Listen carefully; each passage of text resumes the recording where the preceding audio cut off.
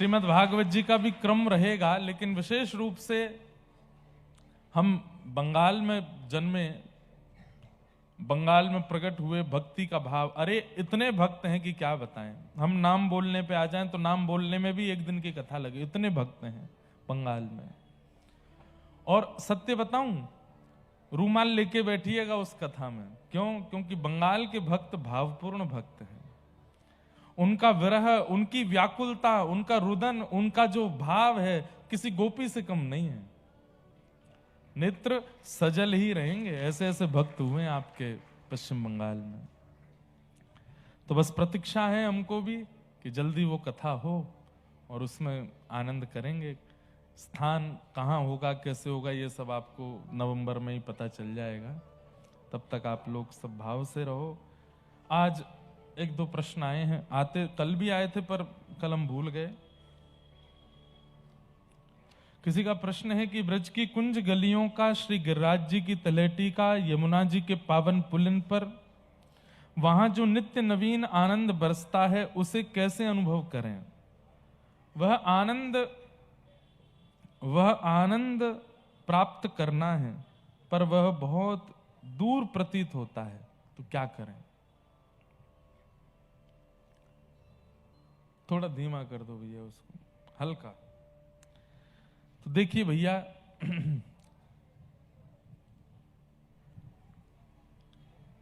बैठी रहूं कुंजन के कोने, बैठी रहूं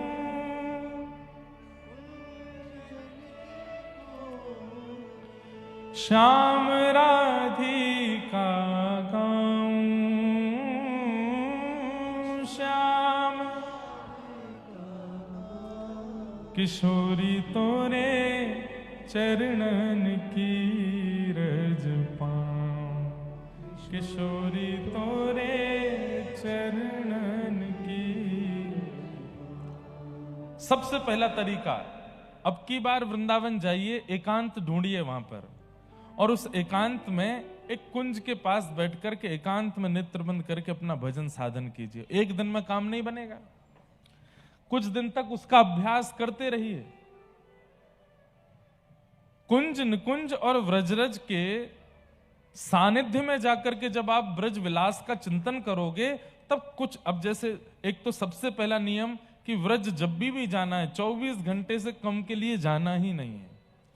नियम होना चाहिए कम से कम 24 घंटा, ज्यादा से ज्यादा जीवन भर।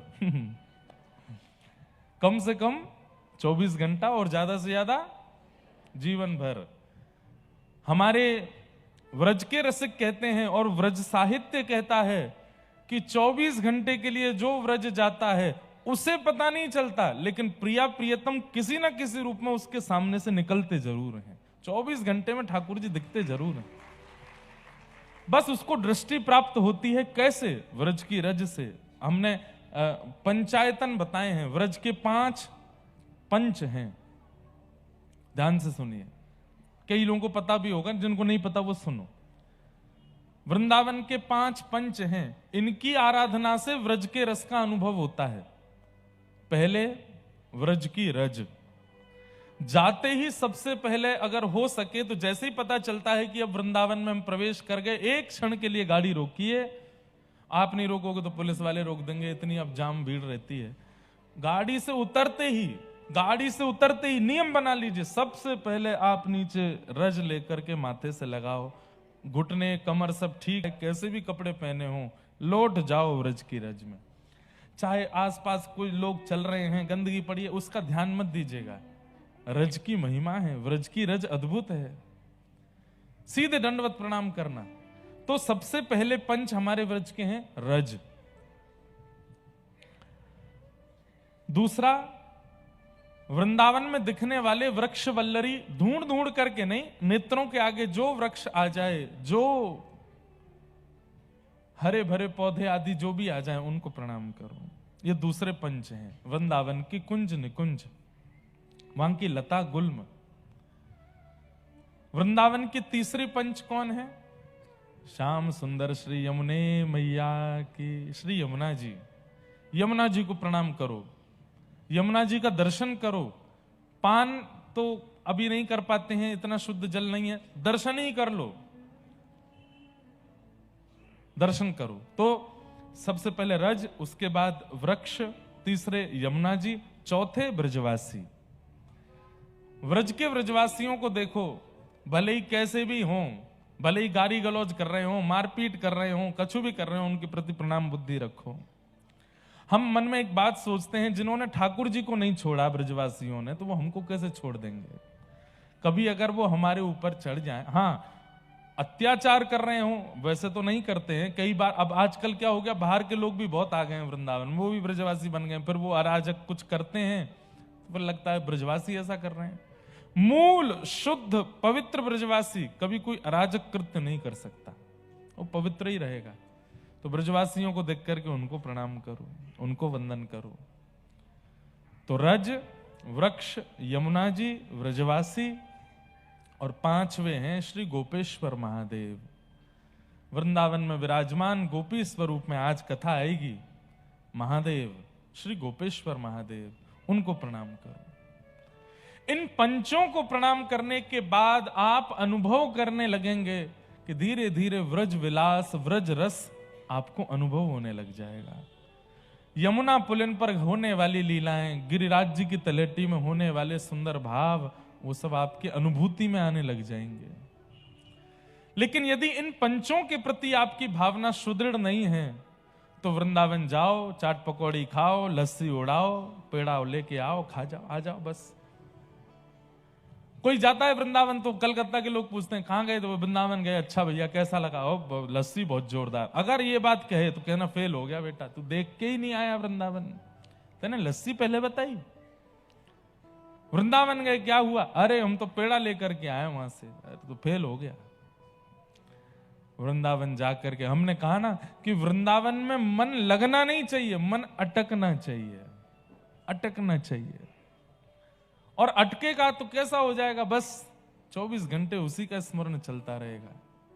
श्री राधारमण जी की ऐसी लीला, राधा वल्लभ जी की ऐसी झांकी, बिहारी जी की ऐसी झांकी, कुंज गलियों का ऐसा स्वरूप, ब्रजवासियों की ऐसी भाषा, संत जनों के ऐसे पवित्र दर्शन, ये सब चित्त में रम रहे हैं तो समझो अब गए वृंदावन। तो ये पंचायतन है, रज, वृक्ष, यमुना जी, ब्रजवासी और श्री गोपेश्वर महादेव। इनको प्रणाम करने से आपको व्रज के रस का आस्वादन होना प्रारंभ होगा, लेकिन समय लगेगा, बहुत जल्दी नहीं हो जाएगा। अगर बहुत जल्दी होना होता तो इतने सारे लोग पड़े रहते हैं वृंदावन में, नहीं होता रस का अनुभव। और एक बात और कहूं आपको, कई बार रस का अनुभव होता है और फिर कुछ समय के लिए वो रस चला जाता है। क्यों? ठाकुर जी एक बार अनुभव करा करके विश्वास प्रकट कर देते हैं कि मैं मिलूंगो, लेकिन अब मैं कछु दिना के लिए तो को अनुभव नहीं कराऊंगा, ताकि तू और भजन करे, तू और साधन करे, तू और पवित्रता धारण करे, तब मैं तो को अनुभव कराऊंगा। तो कई बार क्या होता है कि भक्ति मार्ग में आने के बाद अचानक से आपको अनुभूतियां होने लगती हैं, लेकिन अचानक से वे सारी अनुभूतियां समाप्त हो जाती हैं। वो समाप्त इसलिए हुई हैं कि ठाकुर जी अब आपकी परीक्षा ले रहे हैं कि अब आप साधन करो, भजन करो, नियम करो, कथा सुनो, सत्संग करो और शुद्ध करो, तब पुनः अनुभव होने प्रारंभ होंगे। तो एक बार अनुभव होकर के उन अनुभवों का छूट जाना, ये नियम है, ये होता है। हम जब दीक्षा देते हैं तो हम दीक्षा देने के बाद भी शिष्यों को ये बात बोलते हैं कि 6-7 महीने जब आप गुरु मंत्र करने लगोगे, द्वय मंत्र करने लगोगे, तो आपको अनुभूतियां होने लगेंगी, अनुभव होने लगेंगे, स्वप्न के माध्यम से, विचार के माध्यम से, क्रियाओं के माध्यम से। अरे कहां तक कहें, वृक्षों की आकृति, बादलों की आकृति, जल का स्वरूप, सब जगह ठाकुर जी का अनुभव होने लगेगा। लेकिन उससे अभिमान मत करना। और 6-7 महीने बाद जब वो अनुभव होगा, कुछ दिन वो अनुभव होगा, उसके बाद अचानक से वो अनुभव समाप्त हो जाएंगे। उससे घबराना नहीं, फिर प्रतीक्षा करना और साधन करना और सत्संग करना, ताकि वो अनुभव कुछ समय बाद फिर से आने लगे। तो ऐसा स्वरूप है जिनका ये प्रश्न था। फिर किसी का प्रश्न है, मैं एक सनातनी हिंदू हूं और मैं आपसे एक प्रश्न करना चाहती हूं, क्या किसी को अपना मानस गुरु मानकर उनसे दीक्षा लिए बिना हम अपना जीवन व्यतीत करें तो उसका फल दीक्षित व्यक्ति के बराबर मिलता है। यदि मेरी स्थिति ऐसी ना हो कि मैं दीक्षा लेकर उनके आज्ञा का पूर्णतः रूप से पालन कर सकूं और मैं मानस रूप में उन्हें अपना गुरु मानकर उनकी कथाओं का और उनकी आज्ञा का पालन करूं, तो क्या वह सही है? अब जिन बहन का यह भाव है, बहुत ध्यान से सुने। सबरी का नाम सबने सुना है। सबरी चरित्र यदि आप सुनेंगे तो सबरी जी के चरित्र में आता है कि वे जो उनके गुरु थे उन्हें अपना मानस गुरु मान चुकी हैं। प्राचीन काल में संत जन स्त्रियों से मिलते भी कम थे, कई जगह तो पर्दा करके बैठते थे, कई जगह तो आज भी संतों के यहाँ पे बीच में पर्दा लगा रहता है, भाई लोग वहां बैठेंगे, माताएं पर्दे के पीछे बैठे। तो ऐसा ही उनके जो गुरुदेव थे उनका भी नियम था। सब लोग इधर देखो, ध्यान से सुनो। तो जब सबरी जी अपना घर बार छोड़ करके आ गई और जब उन्होंने अपने गुरुदेव को देखा, अब इतनी क्षमता उनके अंदर प्रकट नहीं हो पा रही कि मैं जाके कहूं कि मुझे दीक्षा दे दो, तो वो क्या करती हैं? छुप करके दूर से अपने गुरु की सारी गतिविधि, उनका प्रवचन, उनका स्वाध्याय, उनका अध्ययन, सबका अनुभव करती और सब धीरे धीरे अपने अंदर धारण कर रही। गुरुदेव को पता नहीं चलने दिया। वर्षों तक इसी प्रकार नियम करते करते करते करते अब वो देखती हैं कि हमारे गुरुदेव सुबह ब्रह्म मुहूर्त में उठ जाते हैं, स्नान करने के बाद फिर लकड़ी लेने जाते हैं, समिधा लेके आते हैं, समिधा से फिर हवन करते हैं, फिर उसके बाद पुष्प चयन करने जाते हैं, ठाकुर जी की सेवा करते हैं, फिर जल खींचने जाते हैं, जल ला करके फिर अपनी कुटिया में व्यवस्थित करते हैं, फिर भजन में बैठते हैं।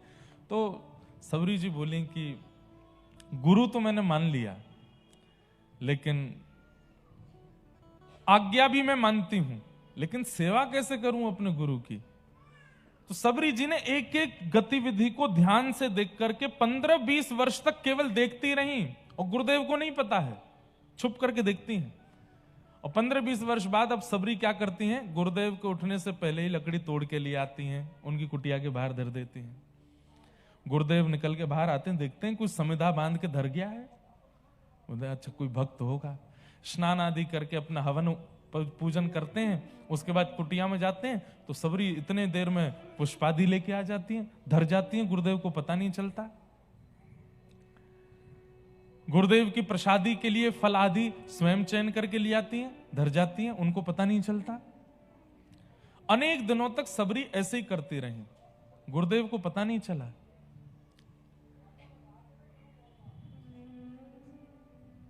धीरे बोलबो बाबा, धीरे बोलबो, बोल दीजिए बाहर जाके उनको कोई कि धीरे बोलो।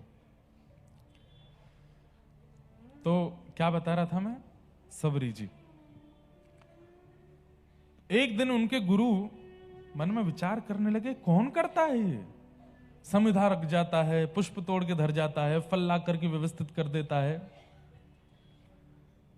तो एक दिन वो सोए नहीं, रात्रि में बैठे रहे तैयार कि मेरे उठने से पूर्व के समय में धर जाता है, तो मैं आज मैं जल्दी उठ के बाहर आऊंगा। और जैसे ही उठ के बाहर आए तो देख लिया वहां पर सबरी जी सब कर रही थी। बोले रुको। सबरी जी घबरा गए, बोले कौन हो तुम? तब अपना परिचय दिया घबरा करके। बोले मैं आपको संकुचित नहीं करना चाहती, मैं तो इतने उच्च कुल की भी नहीं हूं कि आप मुझे स्वीकार करके दीक्षा प्रदान करें, मुझे शिष्य बनावें, पर मैं आपको मानस गुरु मान चुकी हूं।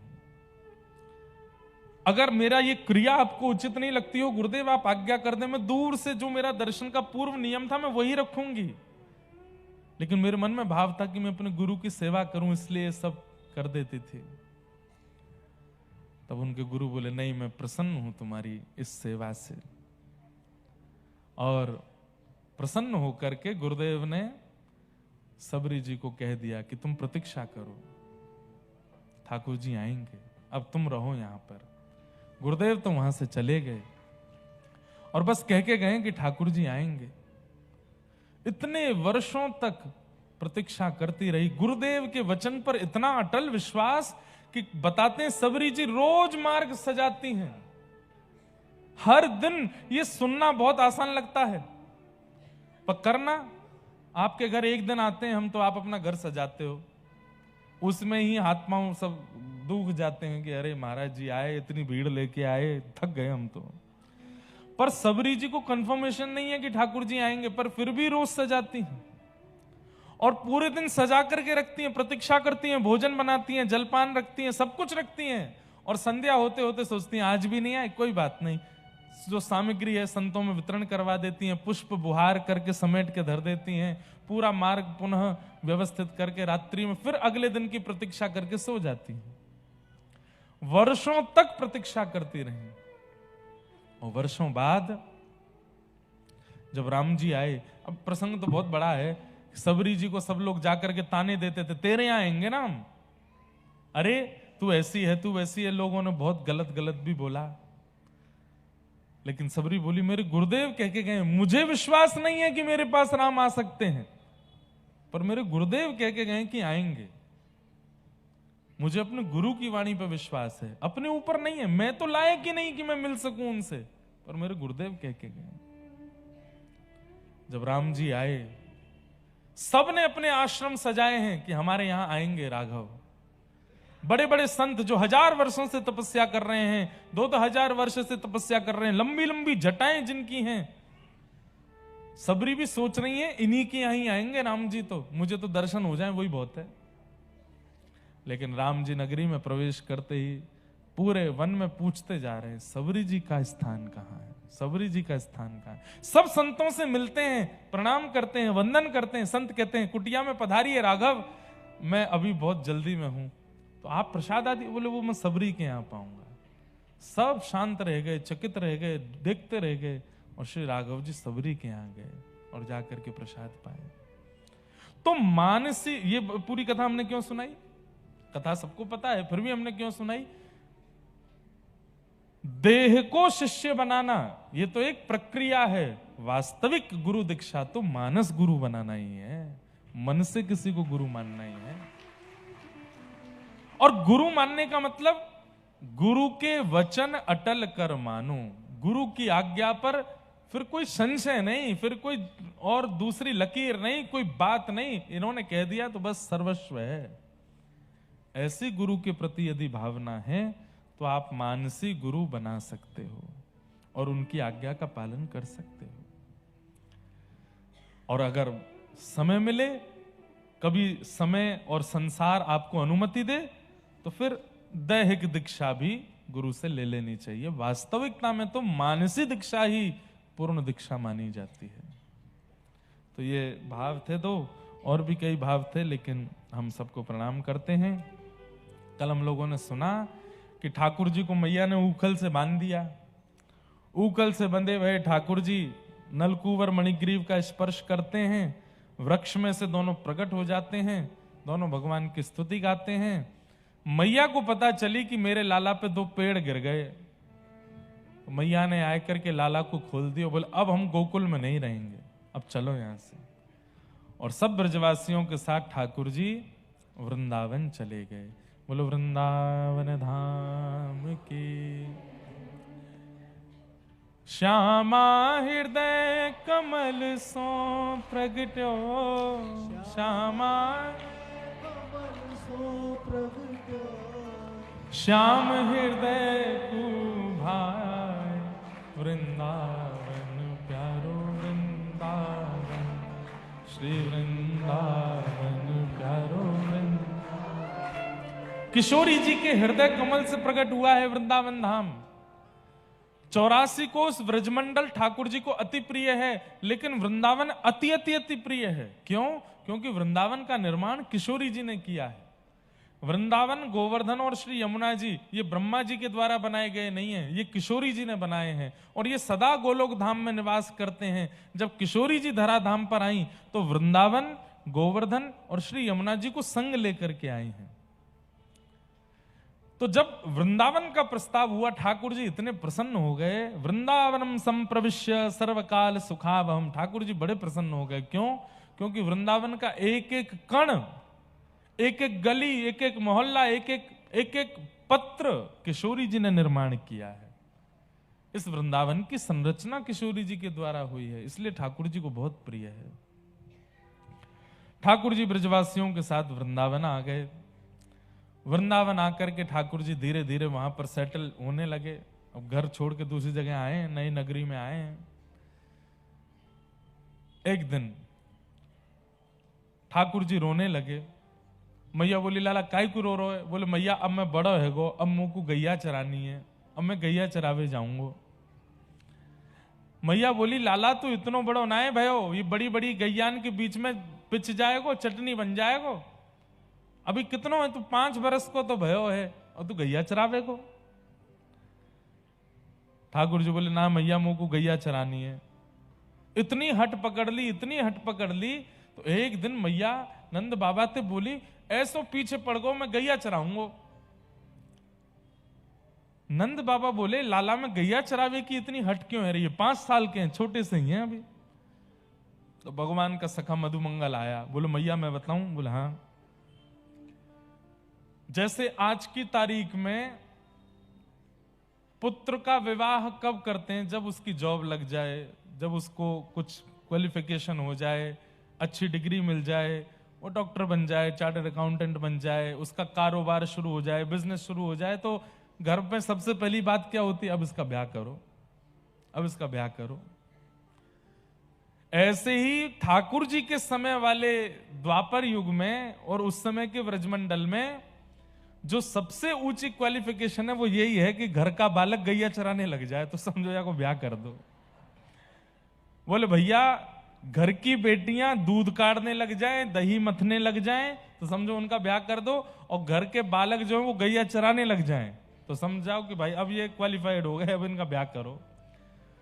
तो मधुमंगल जाए के बोलो मैया ये तेरे लाला को यूं पता चल गई है कि गैया चरावे को गुण आवे के बाद ब्याह की चर्चा है लगे, यहां हमारे पीछे पड़ रहा है कि मैं गैया चरावे जाऊंगो ताकि पूरा नगरी, पूरी वृंदावन नगरी देख ले कि अब नंद जी को लाला गैया चरावे लगो है, तो फिर ब्याह के चर्चा है लगेंगे, ब्याह के संबंध आने लगेंगे घर पे। मैया बोली अच्छा तो या हमारे कह रहो गैया चराऊंगो। मैया बोली लाला गैया तो बहुत बड़ी हैं, तो एक काम कर बछड़ा बछिया चरा ले। और ठाकुर जी आज पहली बार बछड़ा बछिया चराने के लिए जा रहे हैं। मैया ने ठाकुर जी के पैरों में पादुका पहना दी।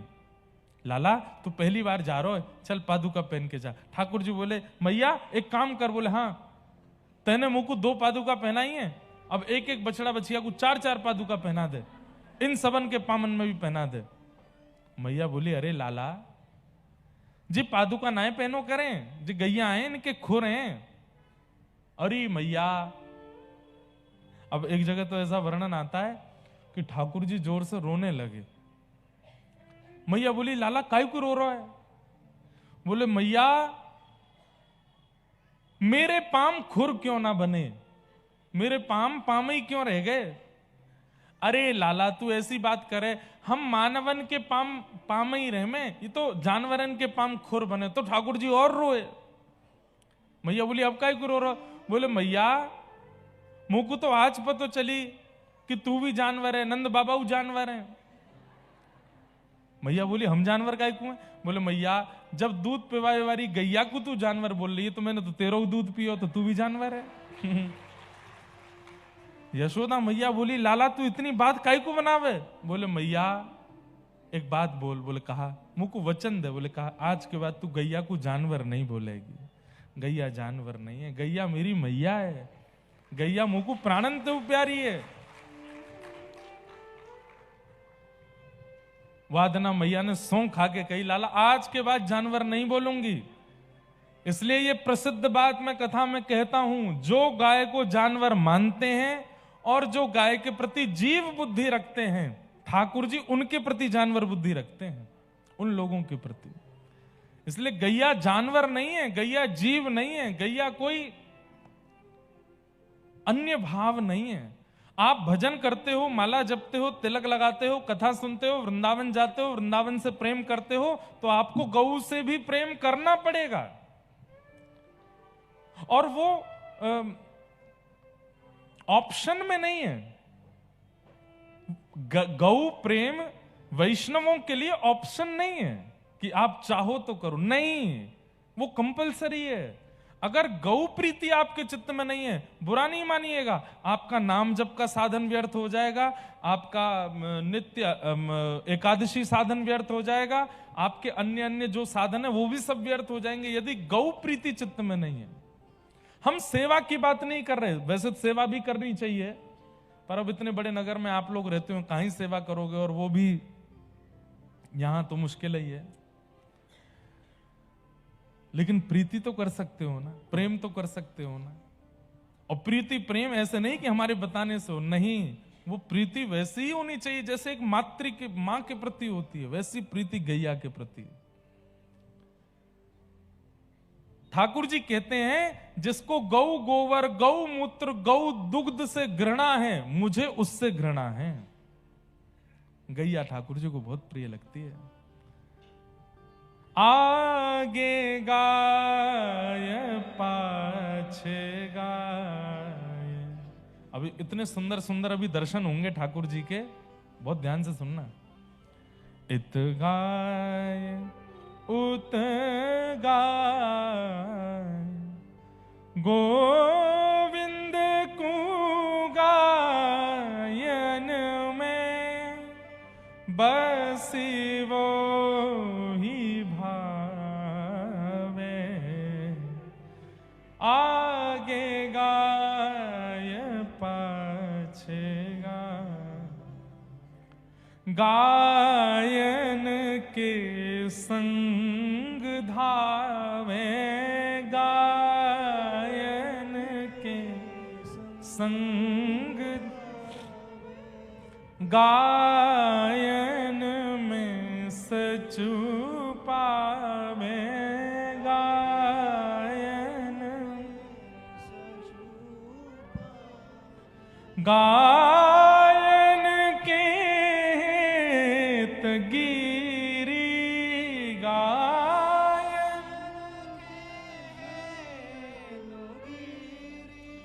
कर ले उठावे। कर ले आगे गाय पाछे गाय। आगे गाय। और ठाकुर जी गौचारण करने गए गोपाष्टमी के दिन।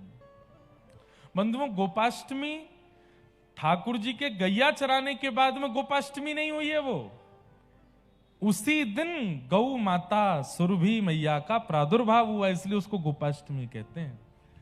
जब ठाकुर जी रोए ना तो सांडिल्य मुनि आए, और सांडिल्य मुनि ने कही, अरे नंद बाबा लाला काई को रो रहा है? बोलियो करो गैया चराऊंगो। तो सांडिल्य मुनि बोले, तो फिर अच्छी बात है, कह रहे हो तो बछड़ा बछिया चरवा दो याते।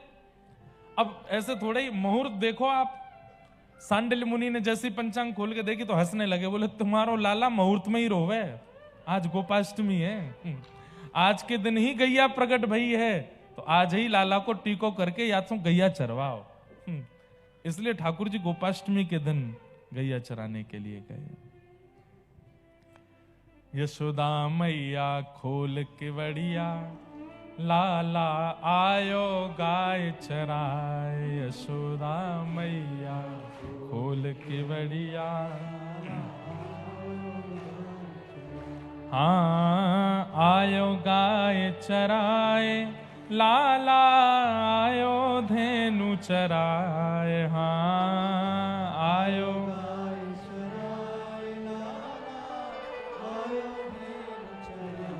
ओ यशोदा मैया खोल के बड़िया, लाला आयो गाय चराए। यशोदा मैया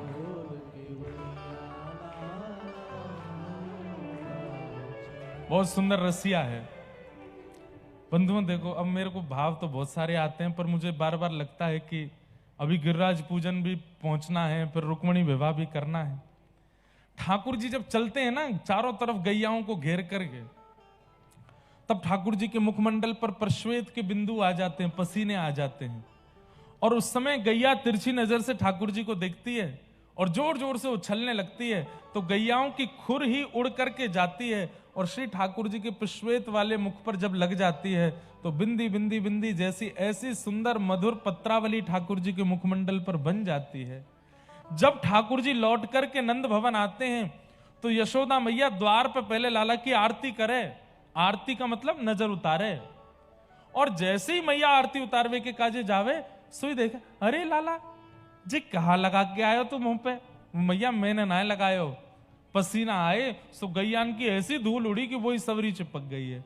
अब वो भी इतने सुंदर क्रम से लगी, कहीं मोर बने हैं, कहीं बिंदु बने हैं, कहीं सुंदर सुंदर ऐसे चक्र बने हैं, ऐसे गोल गोल घूम करके इतना सुंदर पत्रावली का श्रृंगार। मैया बोली लाला मेरो तो याकू साफ करवे को मन ही ना कर रो। और मैया ने उस चित्रकला को जान लिया, पहचान लिया। अगले दिन से चंदन घिस करके मैया वैसी पत्रावली ठाकुर जी को लगाने लगी। ये पत्रावली का श्रृंगार सबसे पहले गैयाओं ने किया है ठाकुर जी का। ये कई आपको देखेंगे ठाकुर जी के यहाँ पे ऐसे बीच बीच में यहाँ बन रहे हैं, इनके भी हैं। ये सब पत्रावली के श्रृंगार ये गायों के द्वारा प्रकट किए गए हैं। ठाकुर जी गैयाओं का श्रृंगार करती है।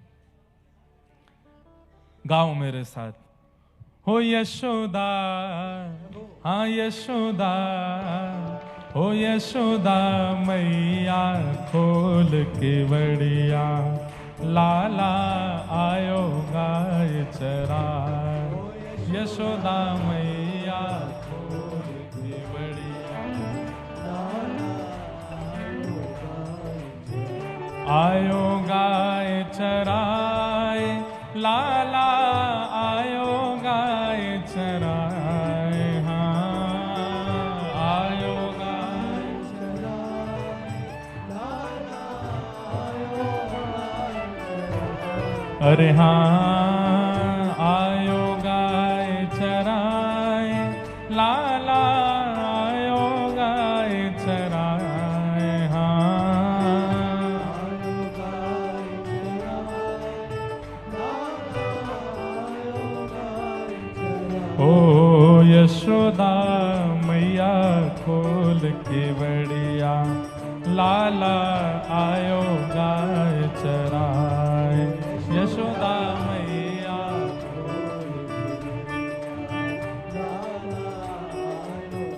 और कैसे गैया चराते हैं? गौ गोप ग्वालन गौ संग, वंशी मधुर बजाए। गौ गोप ग्वालन के संग में वंशी मधुर। अरे ये गौचारण लीला ही है। जिस गौचारण लीला को देख करके श्रीमद् वल्लभाचार्य जी महाराज प्रभु लिखते हैं, अधरम मधुरम वदनम मधुरम हसतम मधुरम चलितम मधुरम मधुराधिपते अखिलम मधुरम। ठाकुर जी की गौचारण स्वरूप को देख करके गोपियां कहती हैं इतना सुंदर स्वरूप ठाकुर जी का और कोई हो ही नहीं सकता जितना सुंदर गैया चराते हुए। कैसे हैं ठाकुर जी?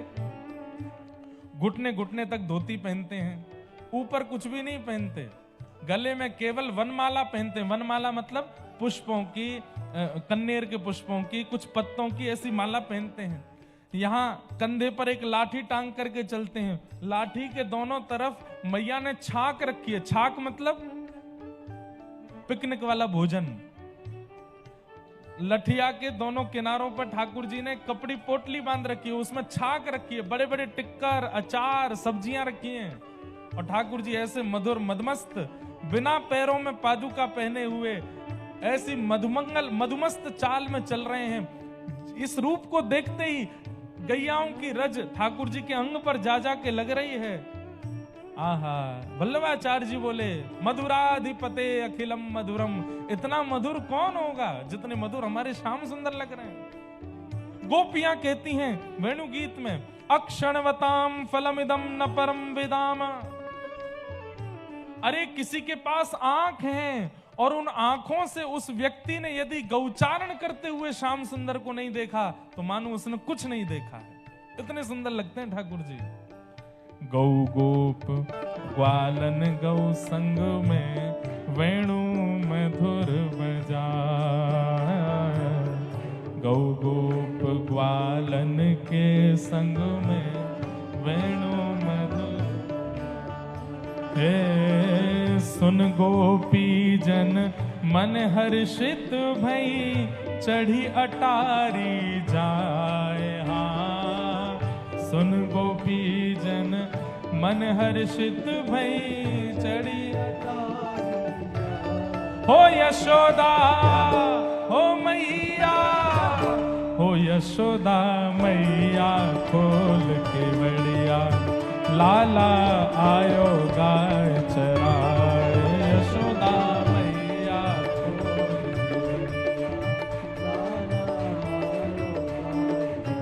आयो गाय चराए, लाला आयो धेनु चराए।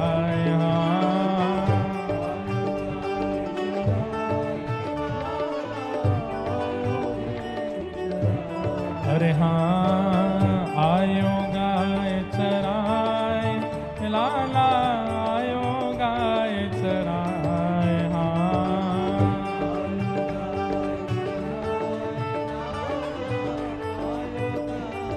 हे मैया हो यशोदा, यशोदा मैया खोल की बड़िया लाला आयो गाय चराए। यशोदा मैया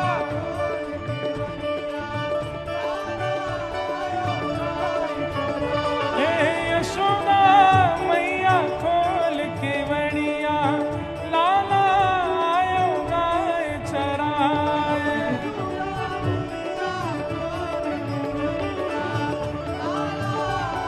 और अब लीला है, गैया चरा के ठाकुर जी आगे, मैया ने आरती करी, लाला को हृदय से लगायो। जैसे पहली बार स्कूल यूनिवर्सिटी या काम से बालक आता है घर पे तो माँ उसको पुचकारती है, मैया अरे मेरो लाला, अरे मेरो जीवाक, गैया चरा के आयो है। आंखों में काजल लगाया, मैया ने हृदय से लगाया। अब गैया यही समय है, अभी जो समय हो रहा है ना ये 5:50, ये गोधूली बेला है, इसी समय ठाकुर जी गैया चरा के आते हैं। हमारे यहाँ व्रजमंडल में औलाई आरती होती है राधारमण जी में इसी समय। सारे मंदिरों में उत्थापन आरती हो रही होगी इस समय। और एक बात बताएं, इस समय ठाकुर जी को फल का भोग लगाया जाता है। क्यों? इस भाव से कि ठाकुर जी वन से आ रहे हैं, रास्ते में बिल्लियों ने फल खिलाए हैं ठाकुर जी को। इस समय पूड़ी कचौड़ी और पक्की रसोई का भोग नहीं लगता, फल का भोग लगता है। ठाकुर जी आ गए। अब गैया चर के आती है, उसके बाद फिर गौ दोहन होता है। यशोदा मैया दूध काट रही हैं। आहा दूध दुहाए कहे मनमोहन, माखन देरी माँ। दूध दुहाए कहे मनमोहन, माखन देरी माँ। मैया से कह रहे मैया मैं थक गयो, अब मुझ को तूने एक माखन खिलाए दे, मैं गैया चरा के आया हूं। मैया दूध काट रही हैं। मैया बोली लाला अभी दूध काट रही हूं, तू बीच में मक्खन मांग रहा है, एक काम कर। बोले कहा सुबह मक्खन खा के गए हो ना? बोले हाँ। अब तो एक काम कर, मुंह खोल अपना। सो ठाकुर जी मुंह खोल के मैया के बगल में खड़े हैं और मैया गैया के थन से ही वहीं ठाकुर जी के मुख में ही दूध की धार मार रही हैं। गोविंद मोकू हाँ सदलोनी तो होए सवेरो, पियो दूध अघाए। हाँ सदलोनी तो होए सवेरो, पियो दूध। हे मैया यशोदा मैया, गैया गोल की बड़िया लाला आयो गाय चराए। यशोदा मैया गोल की बड़िया लाला आयो गाय चराए। हे यशोदा मैया खोल की बड़िया लाला आयो गाय चराए।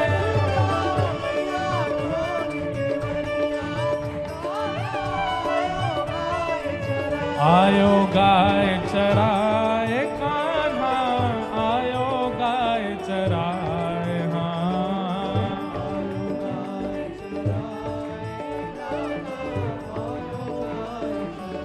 ओ हाँ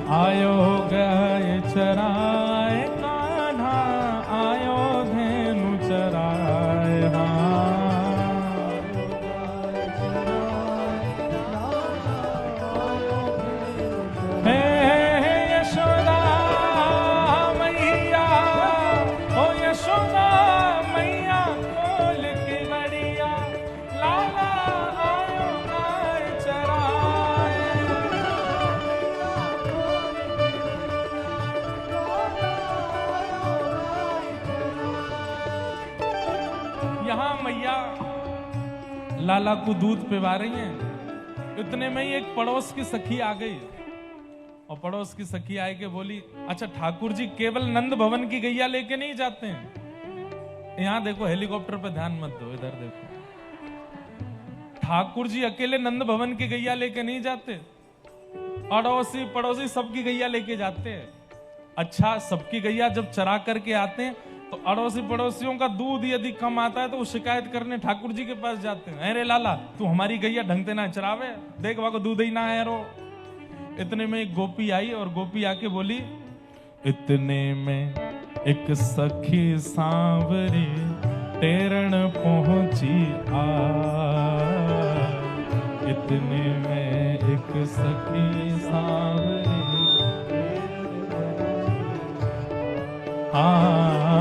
गोविंद मोह को दूध न देवे गैया रही रंभाए। गोविंद मोह को दूध न देवे गैया रही रंभाए। गोविंद मोह को दूध न देवे गैया रही रंभाए।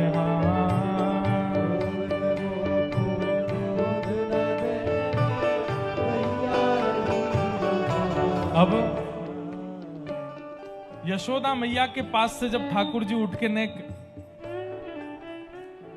इधर को गए, मैया के सामने नहीं, एकांत में गोपी ने ठाकुर जी पकड़े, बड़ी दुखी हारी सी बैठी।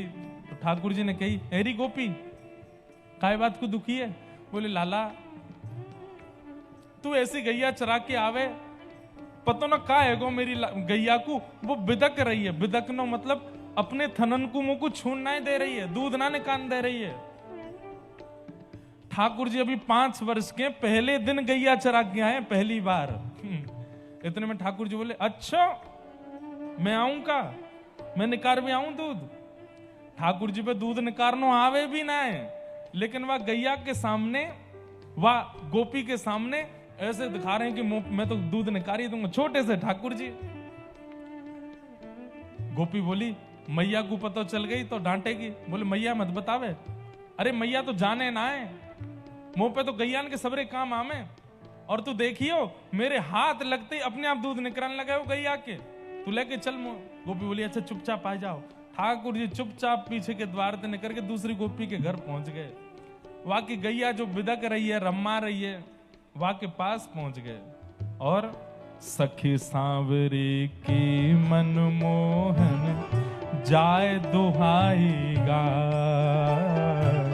सखी सांवरी की मनमोहन जाए दुहाई। और आता तो है नहीं दोहना, लेकिन जैसे ही थन पकड़े हैं, वास्तव में वह गैया के नेत्र सजल है गए। श्याम सुंदर मेरो दूध निकाल रहे हैं। दूध निकालना सामान्य बात नहीं है, जिन्होंने निकाला उनको पता होगा, खूब बल भी लगाना पड़ता और गैया को चोट भी नहीं आनी चाहिए, तब दूध निकलता। वो एक ऐसे, हमारे ब्रज में तो ऐसे अंगूठा करके ऐसे पकड़ के थन, तब दूध निकालते हैं। और उसमें भी जोर भी लगाना पड़ता है, इतना भी जोर ना लगे, नहीं तो गैया दूध नहीं देती फिर। लेकिन जैसे ही छोटे छोटे हाथन से ठाकुर जी ने गैया के थन पकड़े हैं, गैया के चारों थनन से अपने आप दूध निकलन लगो। और महाराज कछु तो दोहनी में जा रो है, कछु नीचे को गिर रो है। हाँ, आधो दूध दोहिन में डारो, आधो रयो चढ़ाए। हाँ, आधो दूध में डारो, आधो रयो चढ़ाए। हाँ, आधो दूध दोहिन में डारो, आधो रयो चढ़ाए। हाँ, आधो दूध में डारो, आधो रयो चढ़ाए। आधो तो दोहनी में गयो और आधो नीचे गिरन लगो। गोपी बोली, ए रे बाबड़े, या हमारे दूध ने करवा भी आई में तोते, ए तेने आधो दूध तो नीचे बहाई दियो। ठाकुर जी बोले, हम ते जरे मत लड़ावे, केवल ग्वाल बालन को अधिकार है दूध पीवे को। केवल बछड़ा बछियान को अधिकार है? अरे गोकुल की चेंटी भी दूध पीमेंगी, गोकुल के चेंटाऊ दूध पीमेंगे, ये हमारे नीचे गिरा रहा हूं मैं ताकि, अच्छा गिरा नहीं रहे, वो तो संभल नहीं रहा ठाकुर जी से इसलिए गिर रहा है, तो बात को कवर कैसे करूं? बोले चेंटा चेटी पीमेंगे, ये हमारे गिरा रहा हूं। सखी बोली अच्छा। इतने में ही वो सखी क्या बोल रही है ठाकुर जी से, ए सखी सांवरी कहने लगी यहाँ मधुर मधुर मुस्कान, सखी सांवरी कहने लगी यहाँ मधुर मधुर मुस्कान। हे सूर श्याम यशोदा के लाला, सूर श्याम यशोदा के लाला, सूर श्याम प्यारे मदन गोपाला, सूर श्याम प्यारे मदन गोपाला, नित ही दुहावन आए हाँ, सूर श्याम प्यारे मदन गोपाला। अरे लाला इतना बढ़िया दूध निकारो है, अब सो तो को एक दक्षिणा दे रही हूं। बोले कहा अब तो मेरी गैया को दूध तू ही निकारेगो, रोज अयो निकार दे के काजे। और ठाकुर जी वचन दे रहे हैं, बोले जब तक गोकुल में हूं, जब तक वृंदावन में, रोज तेरी गैया को दूध निकारवे आऊंगा। रोज ठाकुर जी बाकी गैया को दूध निकारवे जामे। हे यशोदा मैया, यशोदा मैया खोल के वणिया लाला, आयो गाय चराए, यशोदा मैया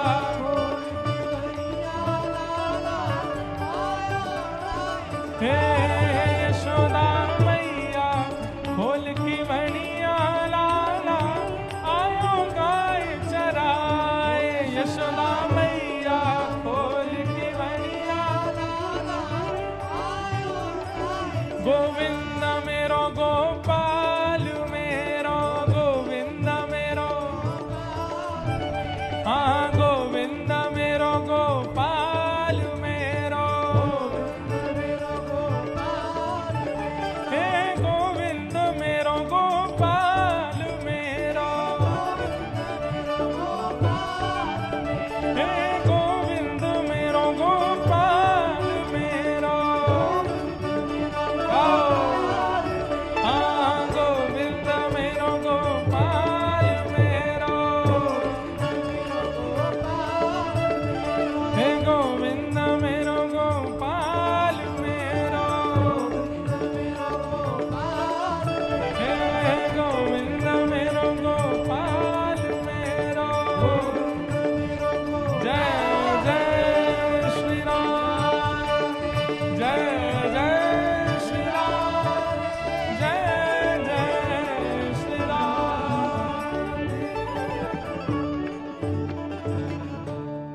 यशोदा मैया खोल के बढ़िया लाला, आयो गाय चरा, हाँ आयो गाय चराए, लाला आयो गाय चराए, यशोदा मैया खोल के बढ़िया लाला, आयो गाय। बोलो गोपाल कृष्ण भगवान की। ऐसे ठाकुर जी की मधुर गौचारण लीला, लीला तो बहुत सुंदर है, बहुत अद्भुत और बहुत विस्तृत है, पर छोटा सा एक अंश गौचारण लीला का। ठाकुर जी गौचारण करने के लिए जाते हैं और धीरे धीरे अब ठाकुर जी ने और बड़े होते जा रहे हैं। आगे और भी कई लीलाएं ठाकुर जी ने की। धेनुकासुर का वध किया। कालिया नाग यमुना जी में प्रविष्ट हो गया था, ठाकुर जी ने उसे वहां से निकाला तांडव नृत्य करके। तत्पश्चात वेणु गीत का सुंदर प्रसंग आता है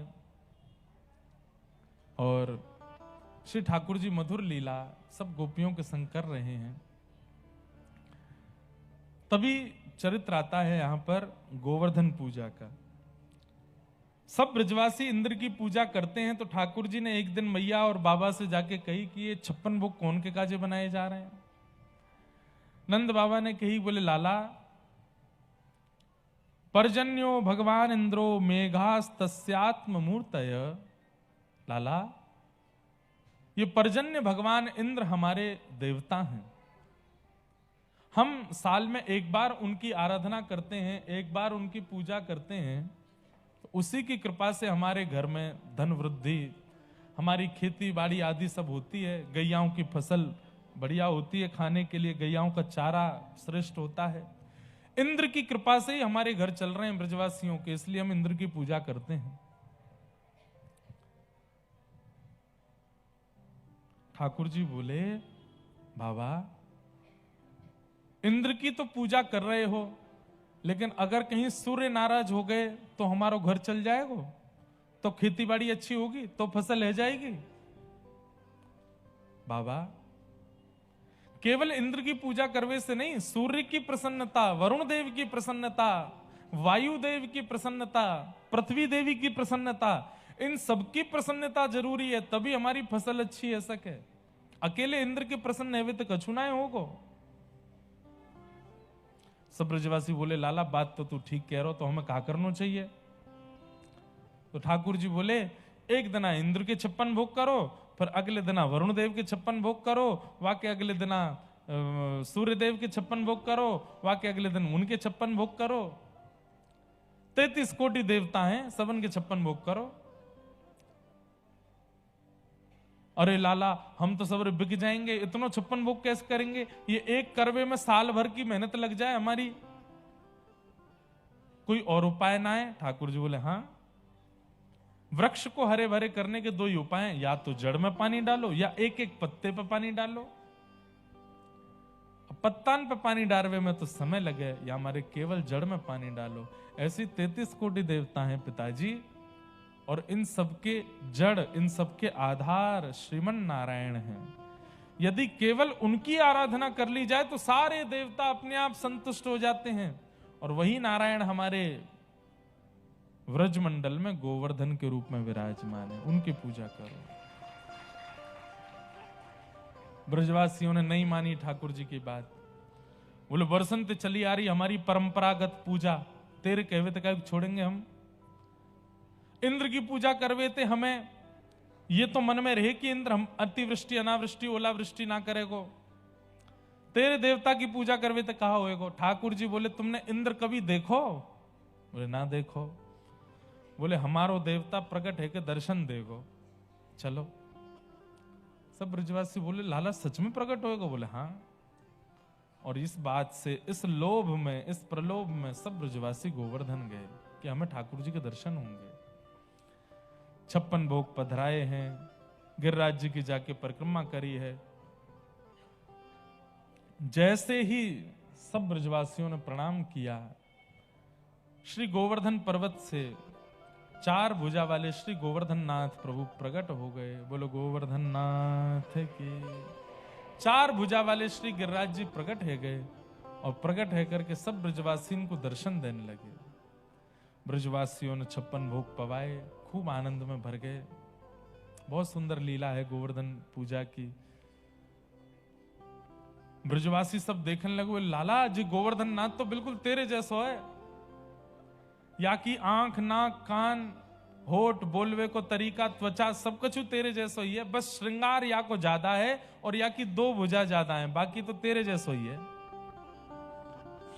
ठाकुर जी बोले, एक एक गैया को हम दोनों दूध पी में, मैं अपनी गैया चरावे यहीं गिरिराज जी पर्वत पे आऊं ना, मेरी गैया को दूध ये बाबा गोवर्धन नाथ पीवे, वही गैया को मैं पीऊं, या हमारे हम दोनों को चेहरा एक जैसा हो रहा। ब्रजवासी इतने भोले हैं, इस बात को मान भी गए। एक दो बोले, ऐसा कैसे है सके? तो ठाकुर जी के सखा सफाई भी दे रहे हैं। श्रीदामा बोलो, देख एक ही मैया की मेरी बहन और मैं, हमने एक ही मैया को दूध पिया, दोनों उनको चेहरा मिले ना? बोले हाँ मिले। तो ऐसे ही लाला जो कह रहे हो वो बात सत्य है, गैया को दूध पीवे थे, दोनों उनको चेहरा मिल लो है। ब्रजवासी बहुत भोले हैं बंधु। एक बात मैं कहता हूं, भोंदू भोंदू हैं।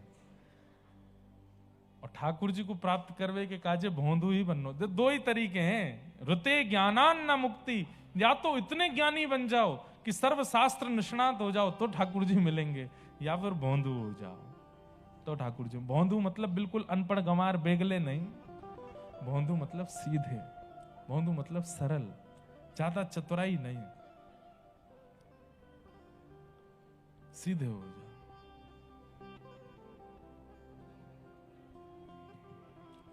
सब ब्रजवासियों ने गिरिराज बाबा की पूजा करी। नारद जी पता नहीं कहां से आए, 56 भोग की कुछ सामग्री निकाल के ले गए इंद्र के पास, और इंद्र से जाकर के बोले देखना पेड़ा कितना अच्छा है, पाके देखो। इंद्र ने पेड़ा पाया, बोले बड़ा बढ़िया है। बोले लो कलाकंद खाओ, ये भी बहुत अच्छा। रबड़ी खाओ, रबड़ी।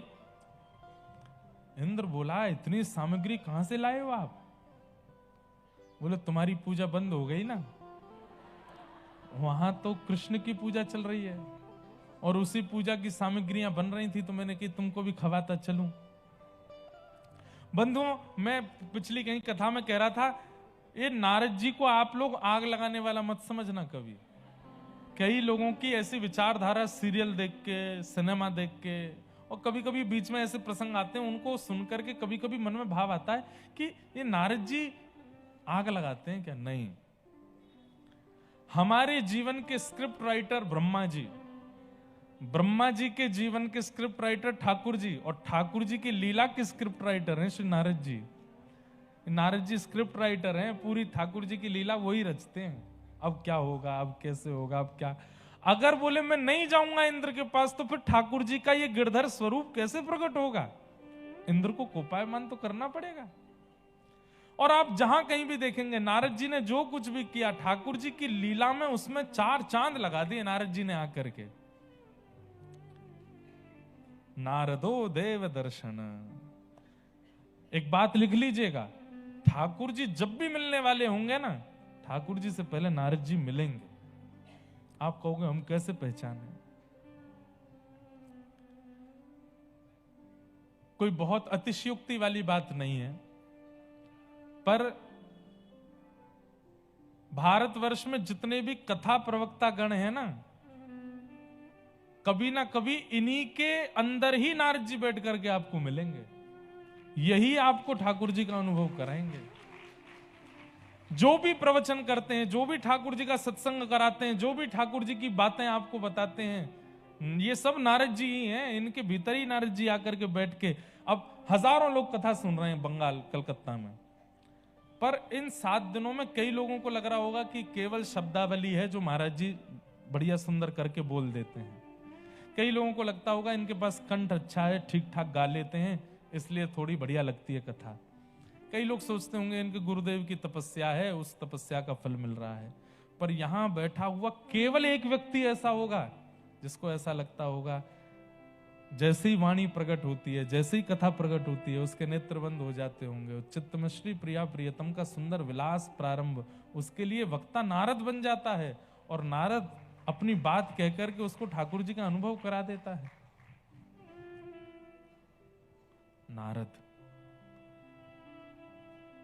जिस दिन व्यास वाणी पर ऐसा अटूट भाव आ जाए कि बस कथा में आकर के नेत्र अपने आप बंद हो जाते हैं, सजल होने लगते हैं और ठाकुर जी का चिंतन होने लगता है, उसके लिए वो व्यास नारद ही हैं, क्योंकि ठाकुर जी का अनुभव करा रहे हैं। नारदो देव दर्शन। तो श्री नारद जी महाराज गए इंद्र के पास, इंद्र को जाके बता दिया तुम्हारी पूजा बंद हो गई है।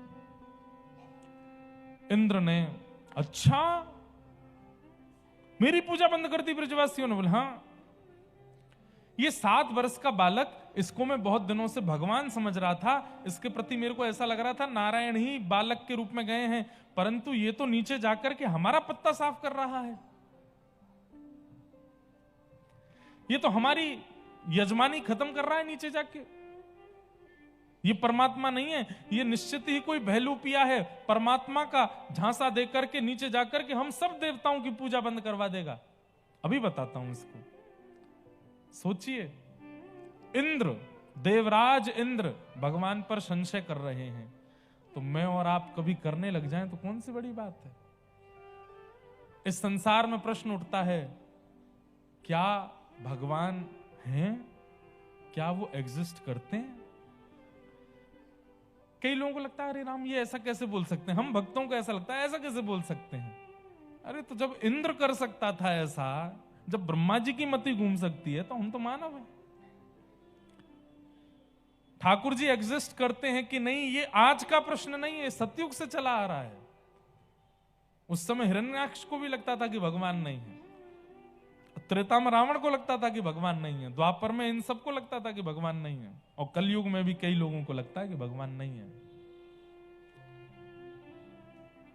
इसलिए करने दीजिए उनको, बताने के लिए ठाकुर जी कभी ना कभी आएंगे।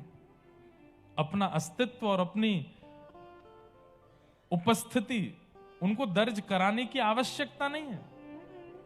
कई बार कई लोग कहते हैं इतना कुछ हो रहा है संसार में, ठाकुर जी कहां चले गए, भगवान कहां छुप के बैठा है, क्यों नहीं आता।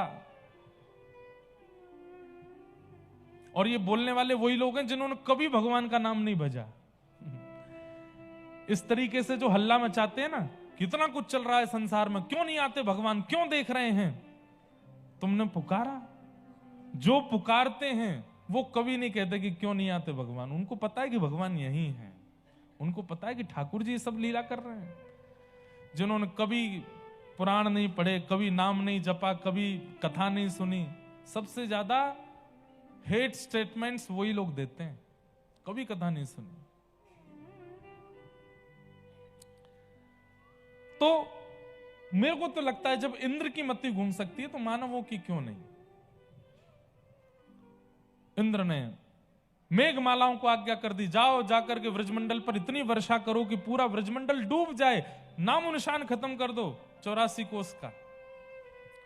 और कौन सी मेघमालाएं भेजी? जो प्रलयकालीन समय पर आती हैं, सांबर तक मेघ, उनको भेज करके कहा जाओ जाके बरस जाओ। सांबर तक मेघमालाएं आकर के गड़गड़ करके आकाश में बादल गरजने लगे, बिजली कड़कती है तो उसकी आवाज इतनी तेज थी कि कान के पर्दे हिलने लगे ब्रजवासियों के।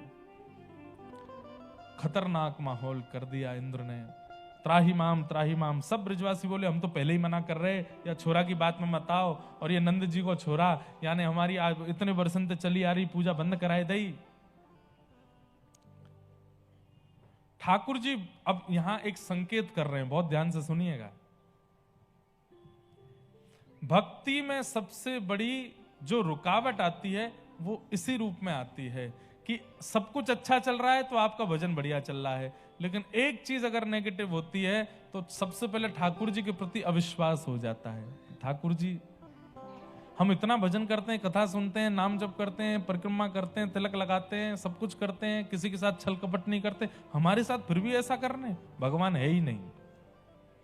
अविश्वास, ब्रजवासियों के चित्त में जब अविश्वास आया, ठाकुर जी बोले इस अविश्वास को दूर करने के लिए मुझे कुछ करना पड़ेगा।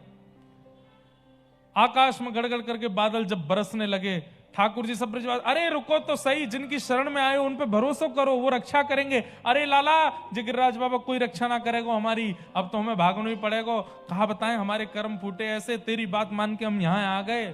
सब ब्रजवासी दौड़ने लगे। तब ठाकुर जी बोले अब प्रभाव दिखाना पड़ेगा।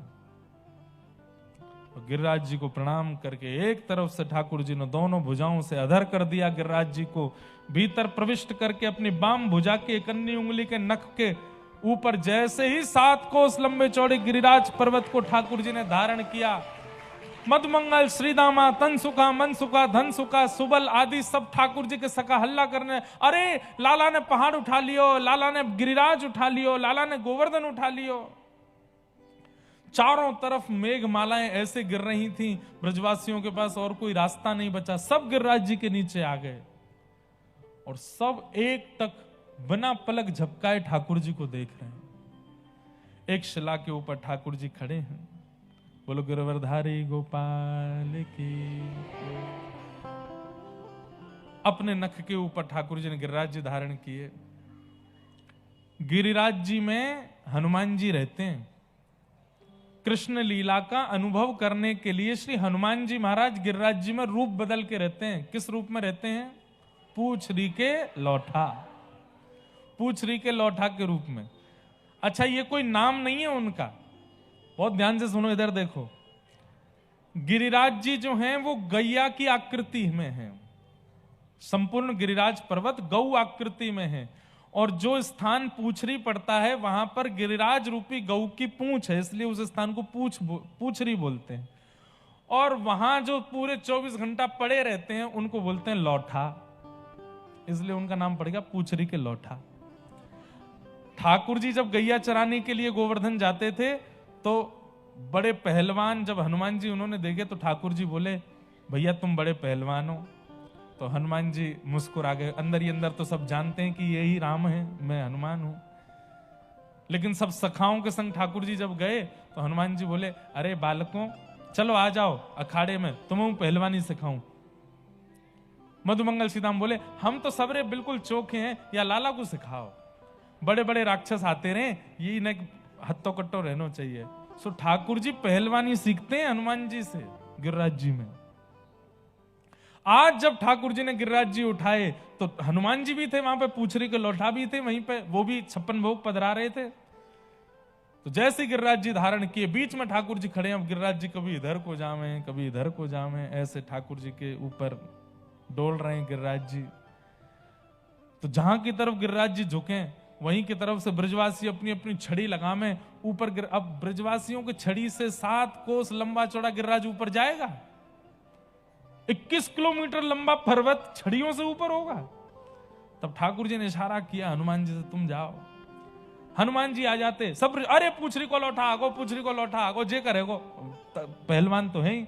हनुमान जी अपनी भुजा जैसे ही ऊपर करते तो महाराज गिरिराज जी ऊपर जाने लगते। सब ब्रजवासी बोलते, पूछरी के लौठा की हुप हुप प्यारे। जैसे ही गिरिराज जी ऊपर हो जाते, क्या बात है बंसी वारे, शाबाश, आनंद कर दियो लाला, तेने आनंद जमाए दियो।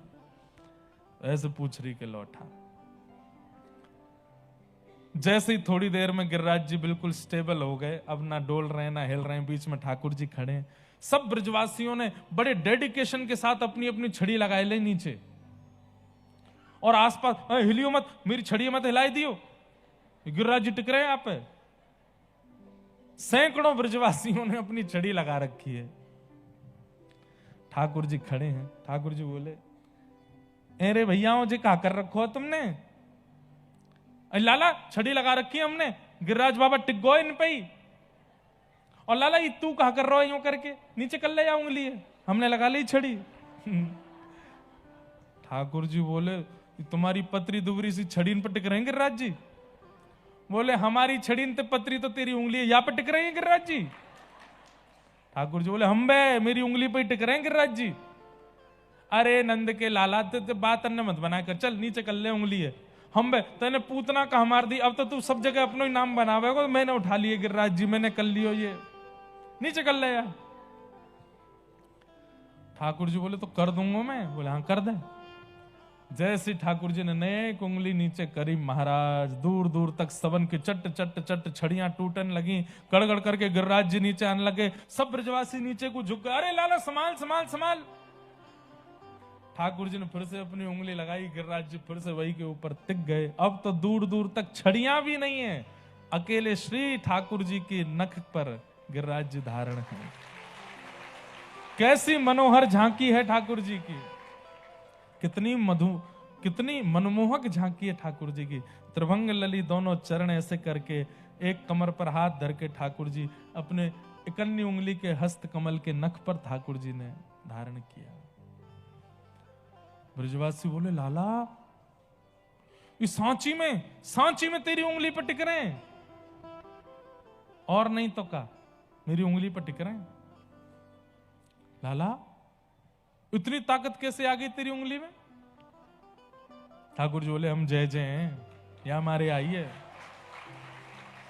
बचपन ते कह तो आयो, यशोदा मैया, नंद बाबा, बलराम जी, सबरी गोपिन ते मैंने कही कि मैं जय जय, कोई ने नहीं मानी मेरी बात। अब तो मान जाओ ब्रजवासियों, मैं जय जय हूं। ठाकुर जी बोले, ब्रजवासी बोले, लाला दोबारा बोलियो कौन है? बोले, हम जय जय हैं। बोले, भैया जय जय ऐसा कौन सा काम किया तुमने जो तुम जय जय? अरे मैंने कहा ना कि पूतना, अगासुर, बकासुर, धेनुकासुर, अरिष्टासुर और तुम्हारो सक्टासुर, कालिया नाग, सब मैंने मारे, सब मैंने मार मार के भगाए या ब्रजमंडल थे। आज मैंने गिरिराज जी उठा लियो, मैं ही जय जय हूं। ये कोई सामान्य बालक कर सके? चल चल चल, बात मत बनावे, मारी तेने पूतना। अरे वास्तव में तो हमारे ब्रजमंडल को इतना बल है कि यहां बिना तप करे अगर कोई आवेगा तो प्राण निकल ही जाएंगे। वाकई ये सबरे राक्षस बिना तप किए ब्रजमंडल आए गए, इनके धीरे धीरे प्राण निकलने लगे। गलती से जब अंतिम श्वास निकली, वास्तव में तू आ गए वह सामने और मरे मराइन में हाथ धर के बोला कि देखो मैंने मारे। ठाकुर जी बोले मतलब मैं जय जय नाऊ या सिद्ध करवे के काजे तुमने कितनी बड़ी बात बना ली। ठाकुर सब ब्रजवासी बोले तो तू जय जय या सिद्ध करवे के काजे तू कितनी बड़ी बात बना रहा है। लाला सांची बता, जो उंगली में ताकत कहां से आई? ठाकुर जी बोले यहां परमात्मा बनने में सुख नहीं है यहां तो पूरा श्रेय इन ब्रजवासी को ही दे दो। कछु माखन को बल बढ़ो, कछु गोपन करी सहाय, श्री राधे जू की कृपा सो मैंने गिरिवर लियो उठा। कछु तो माखन को बल आयो, मतलब गोपियों को श्रेय दिया। देखो ठाकुर जी से सीखो। ये क्रेडिट चुराने वाले लोग ध्यान से सुनिए सब, पूरी क्रिया का क्रेडिट अपने ऊपर रखने वाले लोग बहुत ध्यान से सुनो। ठाकुर जी से सीखो। गिरिराज जी उठाए, ठाकुर जी ने बल लगाया, ठाकुर जी ने सब कुछ ठाकुर जी ने किया, लेकिन श्रेय किनको दे रहे हैं? सबको दे रहे हैं। तो माखन के बल से श्रेय किसको दे रहे हैं ठाकुर जी? गोपियों को। अरे तुम सबरी यूं पूछती ना, तेरे घर में 9 लाख गैया, अपनी मैया के हाथ से निकरो मक्खन क्यों ना खावे? अरे एक मैया के हाथ से निकरो मक्खन खाऊंगो तो मुंह में बल ना आवेगो। इतनी सारी मैया जब एक संग मक्खन निकालें, अपनों बल लगा के मक्खन प्रकट करें, और अलग अलग घर के मैयान के हाथ से निकले मक्खन को मैं खाऊं, सब मैयान के निर्मित बल मुंह में आए गए। या हमारे मैंने गिरिराज जी उठाई लिए। लॉजिकल बात नहीं है, इलॉजिकल बात है। लेकिन लव इज इक्वल टू क्या? इलॉजिकल। जहां लॉजिकल बात हो वो प्यार नहीं हो सकता, वो प्रेम नहीं हो सकता। जहां पर लॉजिकल बातें चलती हैं वो प्रेम कैसा? वो तो स्वार्थ है। हमारे भारत में प्रेम चलता है जिसमें लॉजिक नहीं होता। ठाकुर जी की ये बातें हमारे आपके लिए इलॉजिकल हैं, पर प्रेम में ऐसी ही चर्चा होती है। छोटे बालक को कभी कभी गिर जाता है तो गिरने पर वो रोता है, तो माता पिता जाते हैं धरती को मारते हैं, हो इसने पिट्टी कर, इसने मारा। अब ये लॉजिकल है? नहीं है। लेकिन उस बालक को सांत्वना भी मिल जाती है, वो शांत भी हो जाता है, वो खुद भी कहता है इसने मारा मुझे। क्यों? लॉजिकल नहीं है। प्रेम इलॉजिकल होता है, प्रेम में लॉजिक नहीं होता। छोटे छोटे बच्चों को हम समझाते हैं, बुझाते हैं, तो जो वार्ताएं करते हैं वो बिल्कुल उसको अनकंडीशनल लव या कह लो बिल्कुल पवित्रतम प्रेम कौन सा? जो छोटे बालक के प्रति आपका होता है, वो सबसे पवित्र प्रेम है। क्योंकि उसमें जो झूठ बोला जा रहा है ना, वो भी उसको प्रेम देने के लिए बोला जा रहा है। और वैसा प्रेम ब्रजवासी और ठाकुर जियों का है। तो ठाकुर जी बोले भैया तुम सबन के हाथ सो निकसो मक्खन मैंने खायो, या हमारे मैंने गिरिराज जी उठा लिए। सबरे ग्वाल बाल बोले हम बे लाला, सवरो श्रे गोपी नहीं देगो। नहीं नहीं, कछु गोपन करी सहाय। तुम ग्वाल बालन ने मेरी सहायता करी। लाला हमने क्या सहायता करी? हमने छड़ी तो लगाई, सबरी टूट गई। नहीं नहीं नहीं, छड़ी की सहायता नहीं। तो वो बोले जैसे ही मैंने गिरिराज जी उठाए तो आप सब लोग टकटकी लगा के मेरी उंगली को देखने लगे, तो सबन की शक्ति मेरी उंगली में आ गई, मैंने उठाई लिए गिरिराज जी। आप सबन की शक्ति मेरी उंगली में आ गई है।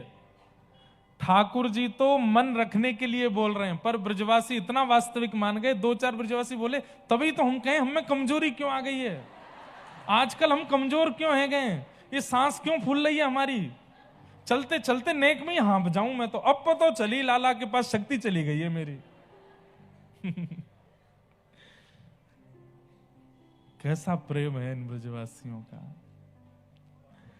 कभी मैं इस प्रसंग को जब बोलता हूं तो मैं एक बात और बोलता हूं कि बहुत अच्छा था कि ठाकुर जी ने जब गिरिराज जी उठाए तो हम लॉजिकल लोग वहां नहीं थे, नहीं तो हम मानते ही नहीं है। हम तो एक बार में मान जाते कि यही भगवान है, हम ब्रजवासी नहीं मान रहे। और हम लॉजिकल लोग तुरंत नासा को बुलाओ, इसरो को बुलाओ, रिसर्च करेंगे ये 7 वर्ष के बालक ने उठाया कैसे गिरिराज जी। फिर उस पर टीका टिप्पणियां चलती, न्यूज वाले आते, माइक लग, कैसे उठाया आपने गिरिराज जी, जरा बताएंगे इस बारे में। नंद रानी यशोदा, आपने क्या खा करके जन्म दिया है अपने बालक को। हम लोग तो ऐसे हैं, कंटेंट क्रिएटर आ जाते अपने अपने फोन लेकर के ठाकुर जी के साथ में सेल्फी ले रहे हैं। फिर कुछ दिन तो सपोर्ट में चलती बातें, फिर उसके बाद निकल करके आते वो लोग जिनके पास में पता चला कि पॉजिटिव से काम नहीं होता, वो नेगेटिव निकालेंगे। क्या आप जानते हैं गिरिराज जी उठाने वाला जो बालक है ये यशोदा का है ही नहीं, ये तो देवकी का बेटा है। पहला सनसनी खोज खुलासा हमारे चैनल पर पहली बार। बहुत बड़ी कृपा है कि ठाकुर जी के उस काल में हम और आप नहीं थे, और अच्छा है हम हों भी ना, हम लायक नहीं है ठाकुर जी के। बहुत सीधे हैं ब्रजवासी, और ऐसे सीधों के बीच में ही ठाकुर जी आते हैं, हमारे आप जैसे चतुरों के बीच में नहीं आते लाल जी। कछु गोपन करी सहाय, तुम गोप ग्वालन ने मेरी सहायता करी। अरे महाराज, इतने में तो ब्रजवासियों ने 56 भोग की डलिया खोल करके खाना शुरू कर दिया। कोई बोला, अरे तुम लोग, तुम्हें खावे की पड़ रही है, यहां पे जान बचा रहे। अरे तू नहीं जाने, हम खामेंगे तो हमें शक्ति बनेगी, और फिर हम लाला को देखेंगे तो हमारी शक्ति लाला में चली जाएगी।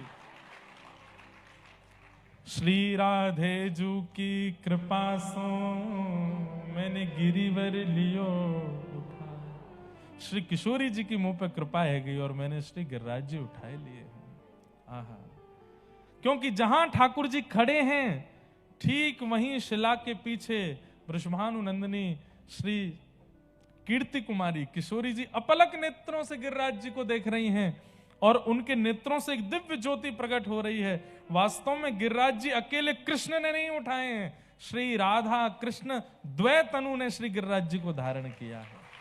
इसलिए हमारे जो सेवा के ठाकुर जी गिरधर लाल जी हैं, उनका जो बाम अंग है वो श्री जी का स्वरूप माना जाता है, दाहिना अंग जो है वो ठाकुर जी हैं।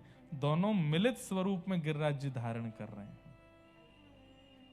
अब वो बहुत विषय विस्तृत हो जाएगा, उसके विषय में मैं क्या बहुत अंदर तक बोलूं।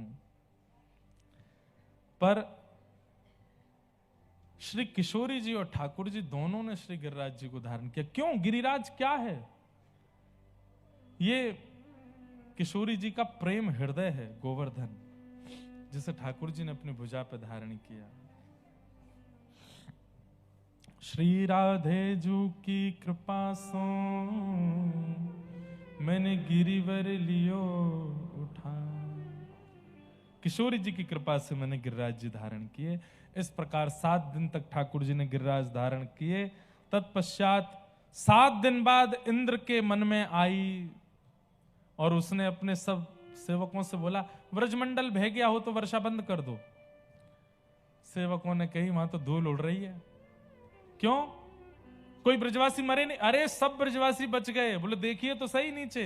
तो देखा, जब गिरधर स्वरूप देखा ठाकुर जी ने नख पे गिरिराज जी धारण किए हैं, समझ गए ये कोई बालक नहीं कर सकता। तुरंत वर्षा विश्राम करके जब भगवान ने गिरिराज जी नीचे पधरा दिए, ब्रजवासी अपने अपने घरों को जाने लगे। इंद्र ने आकर के भगवान से क्षमा मांगी। ठाकुर जी ने इंद्र को क्षमा कर दिया। गैयाओं ने भगवान का नामकरण संस्कार किया। तत्पश्चात एकादशी व्रत की महिमा बताई गई, और अब यहां से रास पंचाध्याय की कथा शुरू होती है।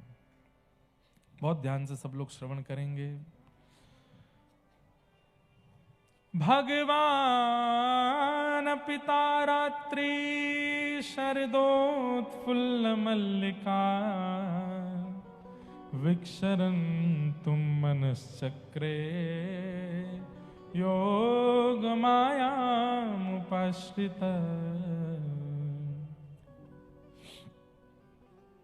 रास।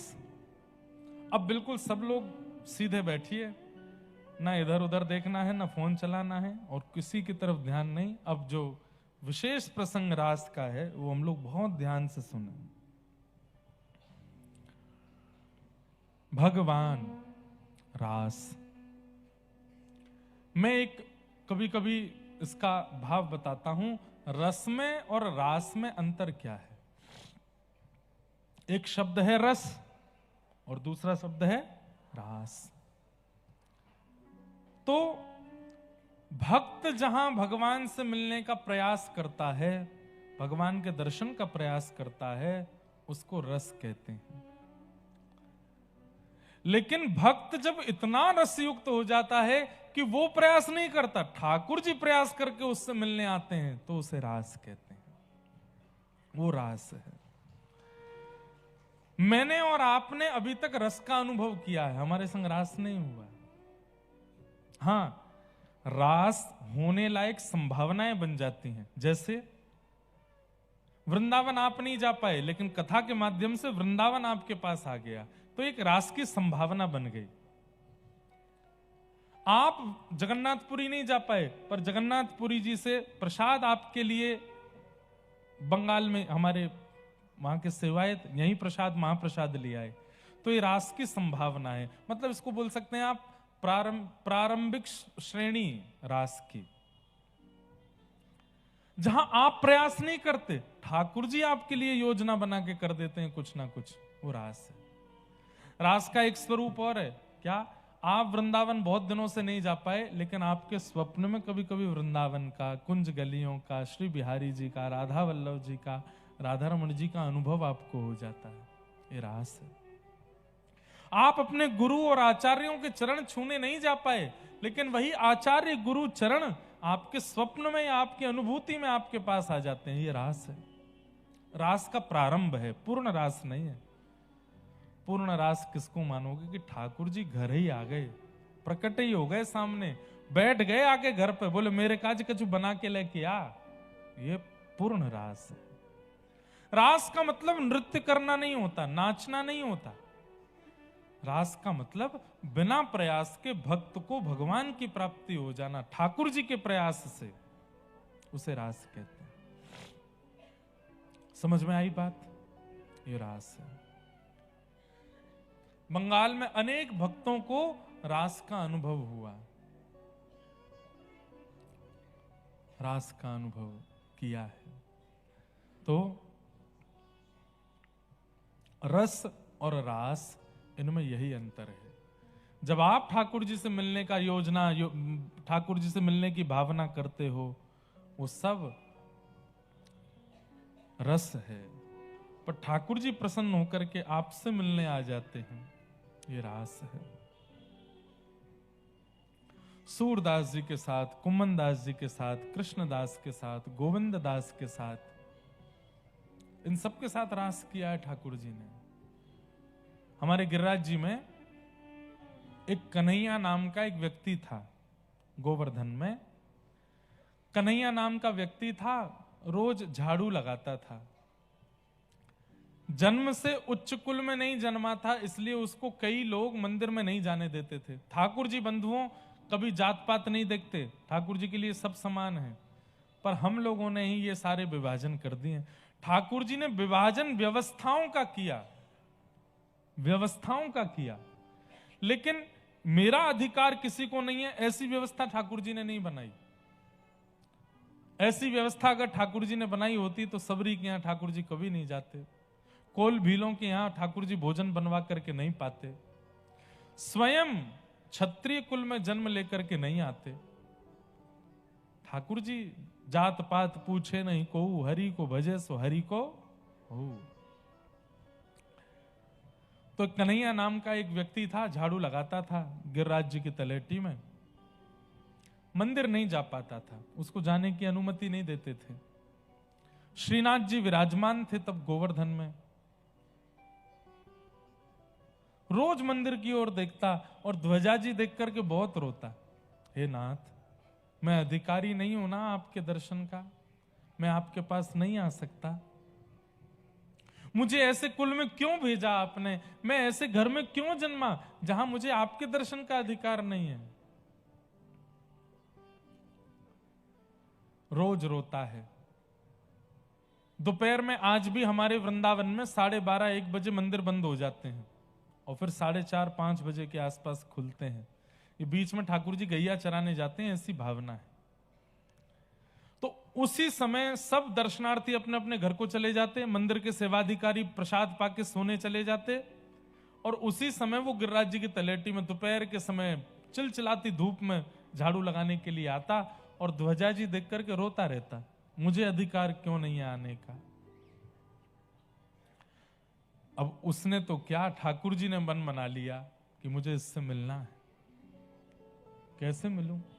तो एक भगवान के सखा थे कलिकाल में, 8 सखाओं में से एक सखा, उनका नाम था गोविंद दास। क्या नाम था? गोविंद दास। आज श्रीनाथ जी अपने मंदिर में खड़े थे, राजभोग आरती हो रही थी, तो इतने में ही गोविंद दास कोई पद गा रहे थे और पद गाते गाते उन्होंने ठाकुर जी की ओर देखा तो ठाकुर जी के मुखमंडल पर चिंता का अनुभव हुआ उनको। बहुत ध्यान से सुनिएगा। गोविंद दास बोले जय जय। अच्छा, बाकी सबको लगता था मूर्तिमंत ठाकुर जी खड़े, पर गोविंद दास को सचल ठाकुर जी दिखते थे। तो गोविंद दास बाहर से ही बोले जय जय। कहा बात है? ठाकुर जी बोले नहीं कुछ नहीं। नहीं नहीं, आज चिंतित लग रहे हो आप, कोई बात की चिंता है आपको? ना ये सब ठीक है, कोई ऐसी बात ना। बोले नहीं नहीं, बताओ ना जय जय, मैं पूरी करूंगा, जो आप कहोगे सेवा में करूंगा, आप काय बात को चिंतित हो? ठाकुर जी बोले दाल बाटी खावे को मन है रो मेरो। अरे तो यहां में चिंता की क्या बात है? अभी रसोईया जी से जाकर के मैं कह दूंगा, रसोई में बढ़िया दाल बाटी आपके काज बन जाएगी और भोग लग जाएगा। ठाकुर जी बोले ना रसोई की ना पानी। तो आज गोविंद दास तुम अपने खिरक में बनाओ, तुम अपने बगीचा में सुंदर कंडा में बाटी बनाओ, बढ़िया दाल बनाओ, और मैं वहां आकर के पेड़ की छैया के नीचे बैठ करके प्रेम से पाऊंगा, मेरा ऐसा मन है रो है। गोविंद दास बोले जय जय, अगर गुसाई जी को पता चल गई तो? बोले यही मारे तो मैं कह रहा हूं चुप कहते कि गुसाई जी को नहीं बतानी, मैं आऊंगा। तो गोविंद दास बोले ठीक है, तो फिर जय जय मैं जा रहा हूं, जल्दी तैयारी करूं और आप 1.5-2 घंटा बाद आ जाइयो, तब तक सब तैयारी हो जाएगी। ठाकुर जी बोले हाँ, तब तक राजभोग आरती भी हो जाएगी, सब चले जाएंगे, मैं आ जाऊंगा।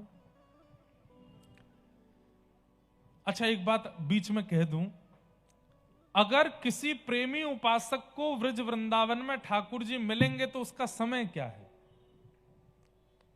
रात्रि 10 बजे से लेकर के सुबह 3:30 बजे के बीच में, या फिर दोपहर में 1:30 बजे से लेकर 4:30 बजे के बीच में, जब सारे मंदिर बंद होते हैं, उस समय ठाकुर जी बाहर घूमते हैं, उस समय ठाकुर जी बाहर भ्रमण पर निकलते हैं। उस समय यदि कोई पुकार रहा हो, भावना से युक्त बैठा हो, और उस समय कोई अनेक दिनों से ठाकुर जी को अपनी प्रेम लक्षणा भक्ति से पुकार रहा हो, इसी समय ठाकुर जी मिलेंगे। मेरी बात को कई लोग खंडित कर सकते हैं, लेकिन मैंने जितने चरित्र पढ़े हैं, ठाकुर जी इसी बीच के समय में मिलते हैं, राजभोग उत्थापन आरती के बीच में और रात्रि शयन से मंगला के बीच में, इसी समय ठाकुर जी निकलते हैं। क्योंकि व्रज वृंदावन में जितने भी मंदिर हैं, वो सब मंदिर आपके लिए हैं, पर वृंदावन वालों के लिए वो नंद भवन है। ठाकुर जी यशोदा के लाला हैं, बिना मैया को सुवाए ठाकुर जी कहीं नहीं जाएंगे। रात में जब मैया सो जावे तब ठाकुर जी निकले, या फिर दोपहर में जब ठाकुर जी गैया चराने निकलते हैं तब ठाकुर जी आते हैं। ये 2 समय हैं। तो ठाकुर जी ने गोविंद स्वामी से कही तुम दाल बाटी बनाओ, मैं आऊंगा। यहां राजभोग आरती हुई, आरती के बाद ठाकुर जी के कपाट बंद कर दिए गए, सब मंदिर के लोग अपने अपने घर को चले गए, दर्शनार्थी चले गए। दोपहर का समय हो गया और वो कन्हैया झाड़ू लगाता हुआ आया। इतने में ही ठाकुर जी मंदिर से बाहर निकल के ऊपर गिरिराज जी पर डोल रहे हैं, और वो कन्हैया रोता रोता केवल झाड़ू लगाता रहता। मुझे कब मिलेंगे, मुझे कब प्राप्त होंगे, मुझे कब दर्शन होंगे, मैं अधिकारी क्यों नहीं हूं इस दर्शन का। सब लोग इधर देखो, ध्यान से सुनो, बहुत भावना वाली कथा। इतने में ही ठाकुर जी जोर जोर से चिल्लाने लगे ऊपर से। और क्या चिल्ला रहे हैं, अरे कांटो लग गो, अरे मेरे पाम में कांटो चलो गो, अरे भैया कोई आओ जल्दी ते आए करके या कांटे को निकाल दो, बहुत दर्द है रो है, बहुत पीड़ा है रो, अरे भैया मैं तो मर गो, अरे भैया मेरे तो लग गई। नीचे वो कन्हैया झाड़ू लगा रहा था, उसने आगे पीछे देखी आवाज कहां से आ रही है। तभी ठाकुर जो, ए दारी के आगे पीछे देख रहा, ऊपर देख, मेरे लगो कांटो। जैसे उसने दृष्टि ऊपर करके देखा, स्वर्ण का तिरछा मुकुट ठाकुर जी के धरा है, ऐसी सुंदर बढ़िया पीतांबरी पहनी है, श्याम वर्ण की कांति है, कमल जैसे नेत्र हैं। कालिदास जी की एक पंक्ति है, मुझे याद नहीं आ रही है, याद आ जाएगी तो मैं सुनाऊंगा। उसका अर्थ मुझे पता है, संस्कृत की एक पंक्ति है, उस पंक्ति का ऐसा अर्थ है, कभी किसी ने कमल से कमल प्रकट होना ये सुना तो बहुत गया, पर देखा नहीं गया है। कमल में से कमल प्रकट हुआ ये सुना तो बहुत है, पर देखा नहीं। तब कालिदास वृंदावन गए, और वृंदावन में जाकर के जब वृंदावन चंद्र का उन्होंने दर्शन किया, तो इसके आगे की पंक्ति उन्होंने पूरी कर दी और बोले, मैंने आज कमल से कमल प्रकट होते हुए देखा। बोले कैसे? बोले श्री कृष्ण का मुख कमल और उस पर दो नेत्र कमल, कमल पर कमल प्रकट होते हुए देखा। ऐसे ठाकुर जी के नेत्र, बहुत सुंदर पंक्ति है। अब तो वो कन्हैया जैसे ही ऊपर देखे, उसके तो शरीर में कंपायमान होने लगा, रास हो रहा, इसको रास कहते हैं, ये रास हो रहा है। उसने प्रयास नहीं किया, ठाकुर जी अपने आप दर्शन दे रहे हैं।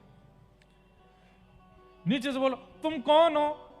बोले परिचय बाद में पूछियो, पहले ऊपर आए कि मेरो कांटो निकार। अरे मैं ऊपर ना चढ़ सकूं, मैं गिरिराज जी पे चढ़वे को मेरो अधिकार नहीं है। ठाकुर जी गुस्सा करके बोले, कोई देख ना रो तो को, कोई कछु नहीं कहेगो, तू ऊपर आ, जल्दी मेरो कांटो देख, रक्त न करवे वारो है। अरे कितनो निष्ठुर है, जिनके चरणन में कभी कोई पीड़ा नहीं है, चाहे ऐसी योजना देवता भी बना में, तू उनके चरणन की पीड़ा कैसे सुन सके, जल्दी आ। नीचे से कन्हैया बोल, एक बार बता दो तुम हो कौन? बोले मैं वही हूं जो मंदिर में दर्शन दूं। बोले आप श्रीनाथ जी हो, आप ठाकुर जी हो, आप वृंदावन चंद्र हो, आप नंद नंदन हो? बोले हाँ। पहले तो नाचन लगो, दूर से ही बलैया लेने लगो, नेत्रन से अश्रु बहान लगो, मेरे ठाकुर जी आज मुझको दिख गए। ठाकुर जी बोले, जे सब बाद में करियो, पहले मेरे पास आ जा। कन्हैया ऊपर चढ़ गयो, गिर रहा, पहली बार चढ़ा है जन्म लेने के बाद आज पहली बार ऊपर चढ़ा। ऊपर जाकर जैसे जैसे ठाकुर जी के पास जावे, बैठ करके रोने लगे, कभी नाचने लगे, पागल सा होने लगा ठाकुर जी को देख करके। जैसे ही ऊपर पहुंचो, ठाकुर जी बोले, ले मेरो पाम पकड़। जिन चरणों को ठाकुर जी किसी को प्रदान नहीं करते, तुरंत उसकी गोद में धर दिए ठाकुर जी ने। ले अब यहां में से कांटो निकाल। जो विचार नहीं किया था उसने, वो तक ठाकुर जी ने दे दिया। अब वो कांटा निकाले, उसके तो हाथ पांव कांप रहे, कैसे कांटा निकलेगा? ठाकुर जी बोले, गहरो चलोगो कांटो, हाथन ते ना निकलेगो, मोहते निकलेगो, मोहते निकाल। अब वो ठाकुर जी का मुखमंडल, ठाकुर जी का चरण अपने मुख की ओर ले जाता है, और जिन चरणों की रज को जा रज को ब्रह्मादिक तर से, जा रज को सोरज शीश चढ़ाऊं, सोरज शीश चढ़ाऊं।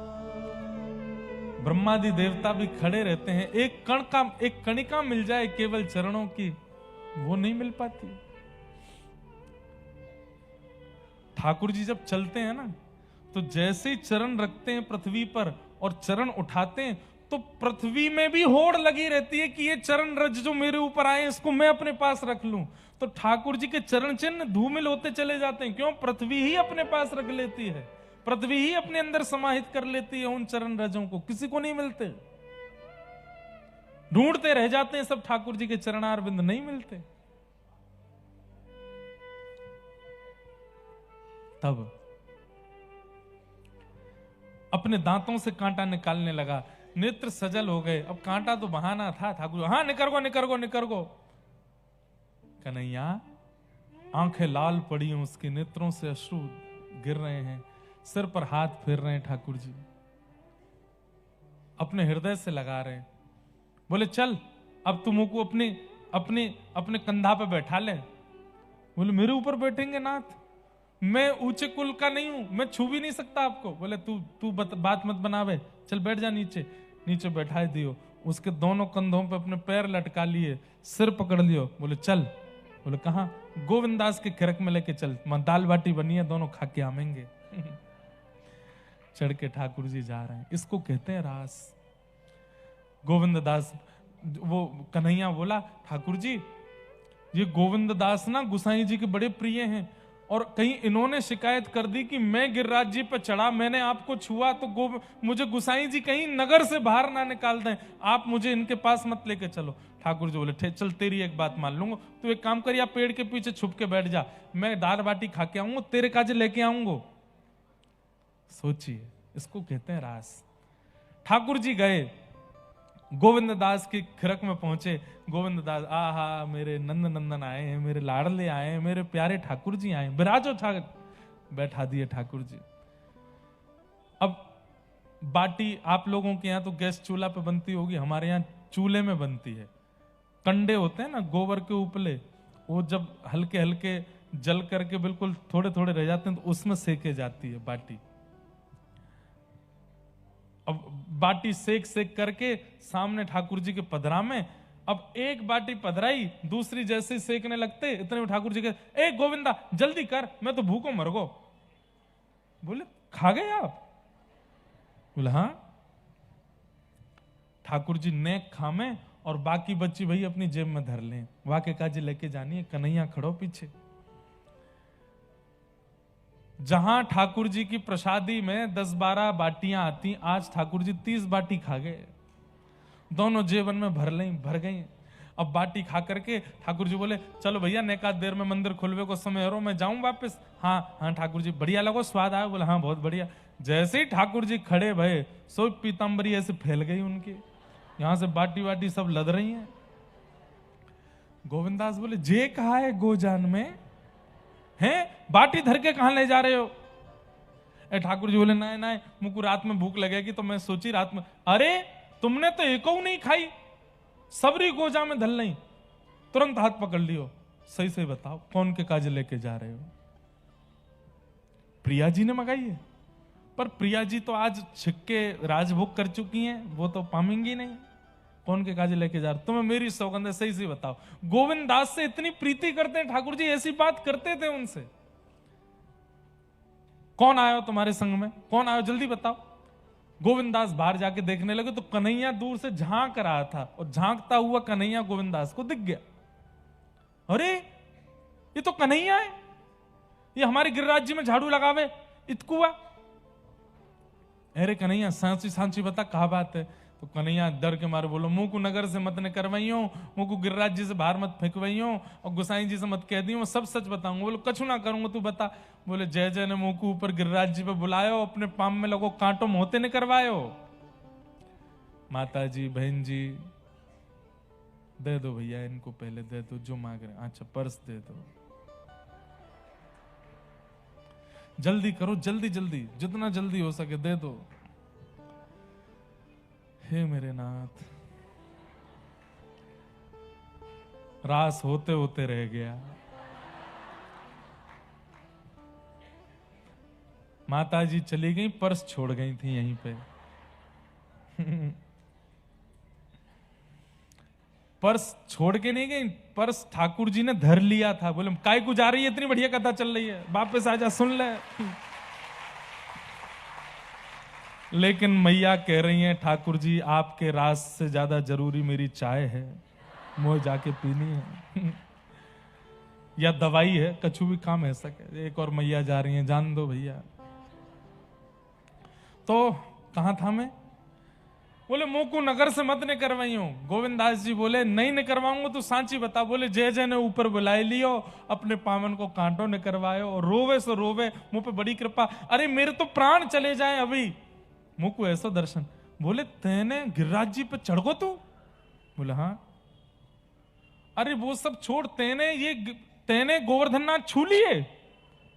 बोले मोहते और छुए, कांटों ने कारवे के, इनने ही कही मोते। गोविंदास बोले हैं ये सबरे नियम, यहाँ पे हम नहा नहा के परेशान है गए। सुबेरे जामेंगे तो नहा के जाएंगे, शाम को जाएंगे तो नहा के जाएंगे। अपरस में रहो, यहाँ मत छुओ, वहां मत छुओ, इतने नियमन को ध्यान रखो, मुंह पे कपड़ा लगा के प्रसाद बनाओ, अपनी एक बूंद भी नहीं चली जाए वहां में। हमारे काजे इतने नियम, और खुद के काजे कोई नियम नहीं है। कन्हैया की गोद में बैठ के डोल रहे हो। ठाकुर जी बोले तो मैं जय जय ना हूं? बोले जय जय हो तो खुद नियमन को पालन नहीं करोगे? चलो स्नान करो। ठाकुर जी बोले अरे जाड़ो पड़ रहा है, मैं ना नहाऊंगो। ना नहानो तो पड़ेगा। बड़ी सुंदर लीला है। ये सब रास है बंधुओं, जहां ठाकुर जी इस कलिकाल में आज से 500 वर्ष पुरानी कथाएं हैं ये। गोविंदास बोले स्नान तो करना पड़ेगा, नहीं तो मैं गुसाई जी से सब शिकायत करूंगा आपकी। और ठाकुर जी अपने अर्चक से डरते हैं, ये बात माननी पड़ेगी।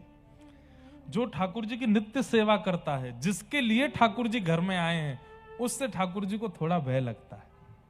उसके प्रति ठाकुर जी मातृ बुद्धि रखते हैं, या उसके प्रति ठाकुर जी सहचरी भाव रखते हैं, तो उसका अधिकार है ना, वो सुलाता है, वो जगाता है, वो ही खिलाता है।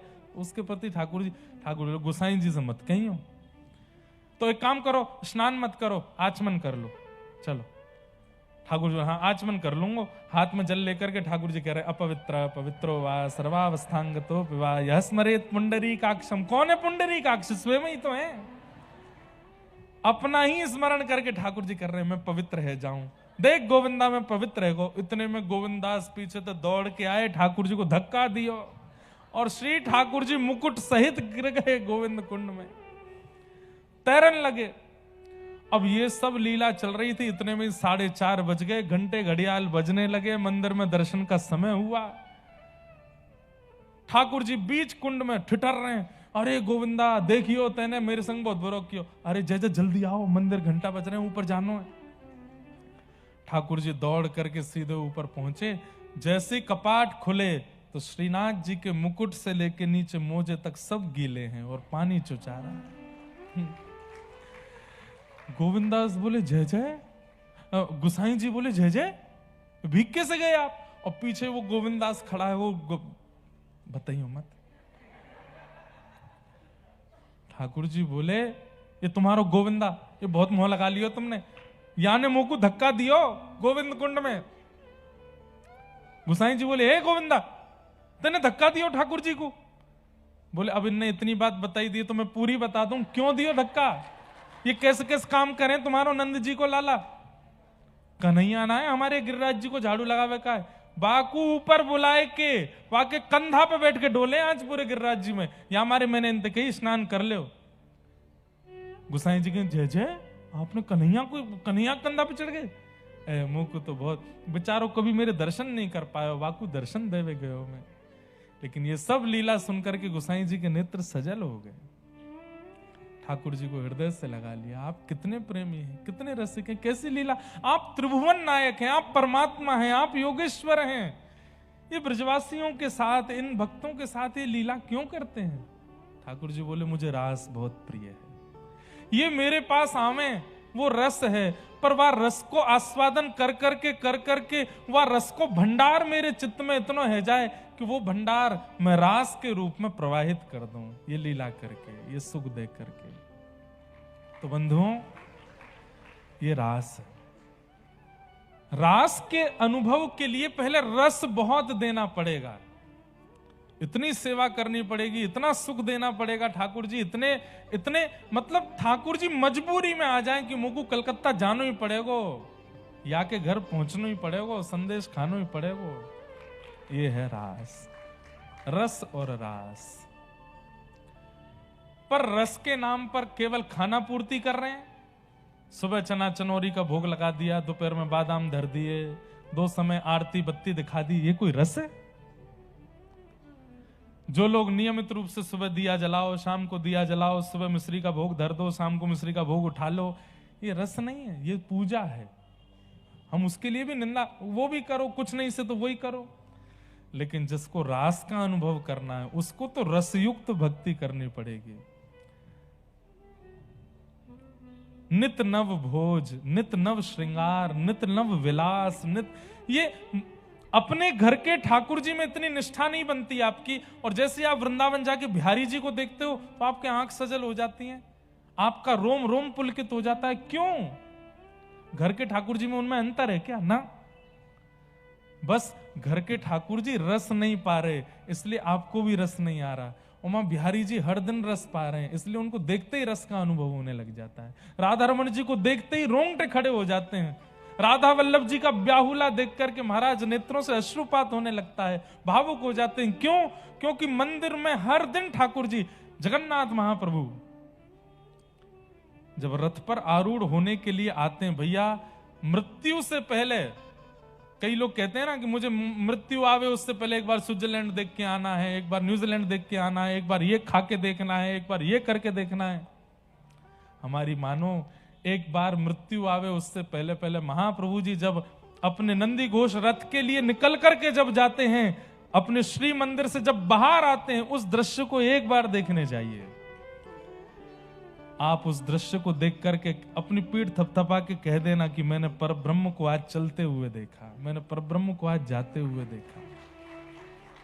आपका रोम रोम पुलकित हो जाएगा। नसों में महाराज रक्त नहीं, ऐसा लगेगा रस का संचार हो रहा है। भूख चली जाएगी, प्यास चली जाएगी, गर्मी नहीं लगेगी, एक अद्भुत परिस्थिति आ जाएगी। एक बार महाप्रभु जगन्नाथ जी की रथ यात्रा जरूर देखो। भीड़ में घिस करके, गिर करके, पड़ करके, व्यवस्थित होके देखोगे तो वो तो रथ यात्रा है ही नहीं। एक आध बाल खिंच गए हो महाराज, गिर दिए हो, कोहनी होनी पड़ गई, तब देखो रथ यात्रा महाप्रभु जी का, वह दर्शन करो।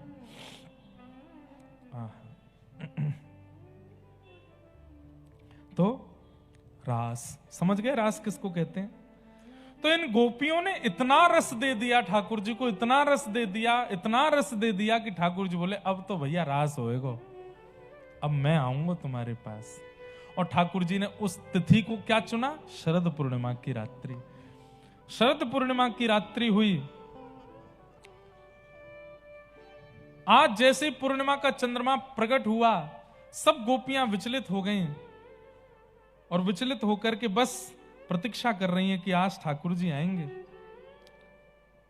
सब गोपियां अपने अलग अलग कार्यों में लगी थीं, बस प्रतीक्षा कर रही हैं कि आज मिलने की योजना, आज मिलने के लिए ठाकुर जी ने वचन दिया था, कैसे मिलेंगे। इतने में ही निशम्य गीतम तदनंगवर्धनम ब्रजस्त्रिय कृष्ण गृहीत मानसा आजग्मुरन्योन्यमलक्षितोद्यमा सयत्र कांतो जवलोलकुंडलैः। ठाकुर जी ने जैसे ही वेणुनाद किया, सब ब्रजवासियों को तो लग रहा है कि कृष्ण वंशी बजा रहे हैं, लेकिन कृष्ण प्रेम में उन्मुक्त गोपियों को लग रहा है कि श्याम सुंदर हमें बुला रहे हैं। और उसी समय सब गोपियां अपने कार्यों को यथावत स्थिति में छोड़ करके दौड़ी हैं श्याम सुंदर से मिलने के लिए। सब गोपियां जा रही हैं। एक वन में पहुंची, वहां श्याम सुंदर वंशी बजा रहे थे। गोपियों ने आकर के श्याम सुंदर को देखना प्रारंभ किया। ठाकुर जी ने तुरंत गोपियों से पूछा, आपके आने का कारण क्या है? स्वागतम वो महाभाग प्रियम किम करिवाणिव ब्रजस्यानामयं कश्चित् वृतागमन कारणम। ठाकुर जी ने गोपियों के आने का कारण पूछा तो गोपियां बोली, पहले तो हमें निमंत्रण देते हो, फिर वंशी बुला के बुलाते हो, और जब हम चली आती हैं तो पूछ रहे हो कि अपने आने का कारण बताओ। गोपियां कुछ नहीं बोली, ठाकुर जी ही उत्तर देने लगे, मैं जानता हूं आप लोग क्यों आई हैं। क्यों आई हैं? बोले निश्चित ही आप चंद्रमा देखने के लिए आई हैं, शरद पूर्णिमा का चंद्रमा है ना, चलो देख लिया, अब जाओ लौट जाओ। लेकिन गोपियां नहीं गई तो फिर ठाकुर जी बोले अच्छा तो आप लोग मुझसे मिलने के लिए आई हैं। तो गोपियों के मुखमंडल पर प्रसन्नता आ गई। तो ठाकुर जी बोले ये तो गलत है, अन्य पुरुष से मिलने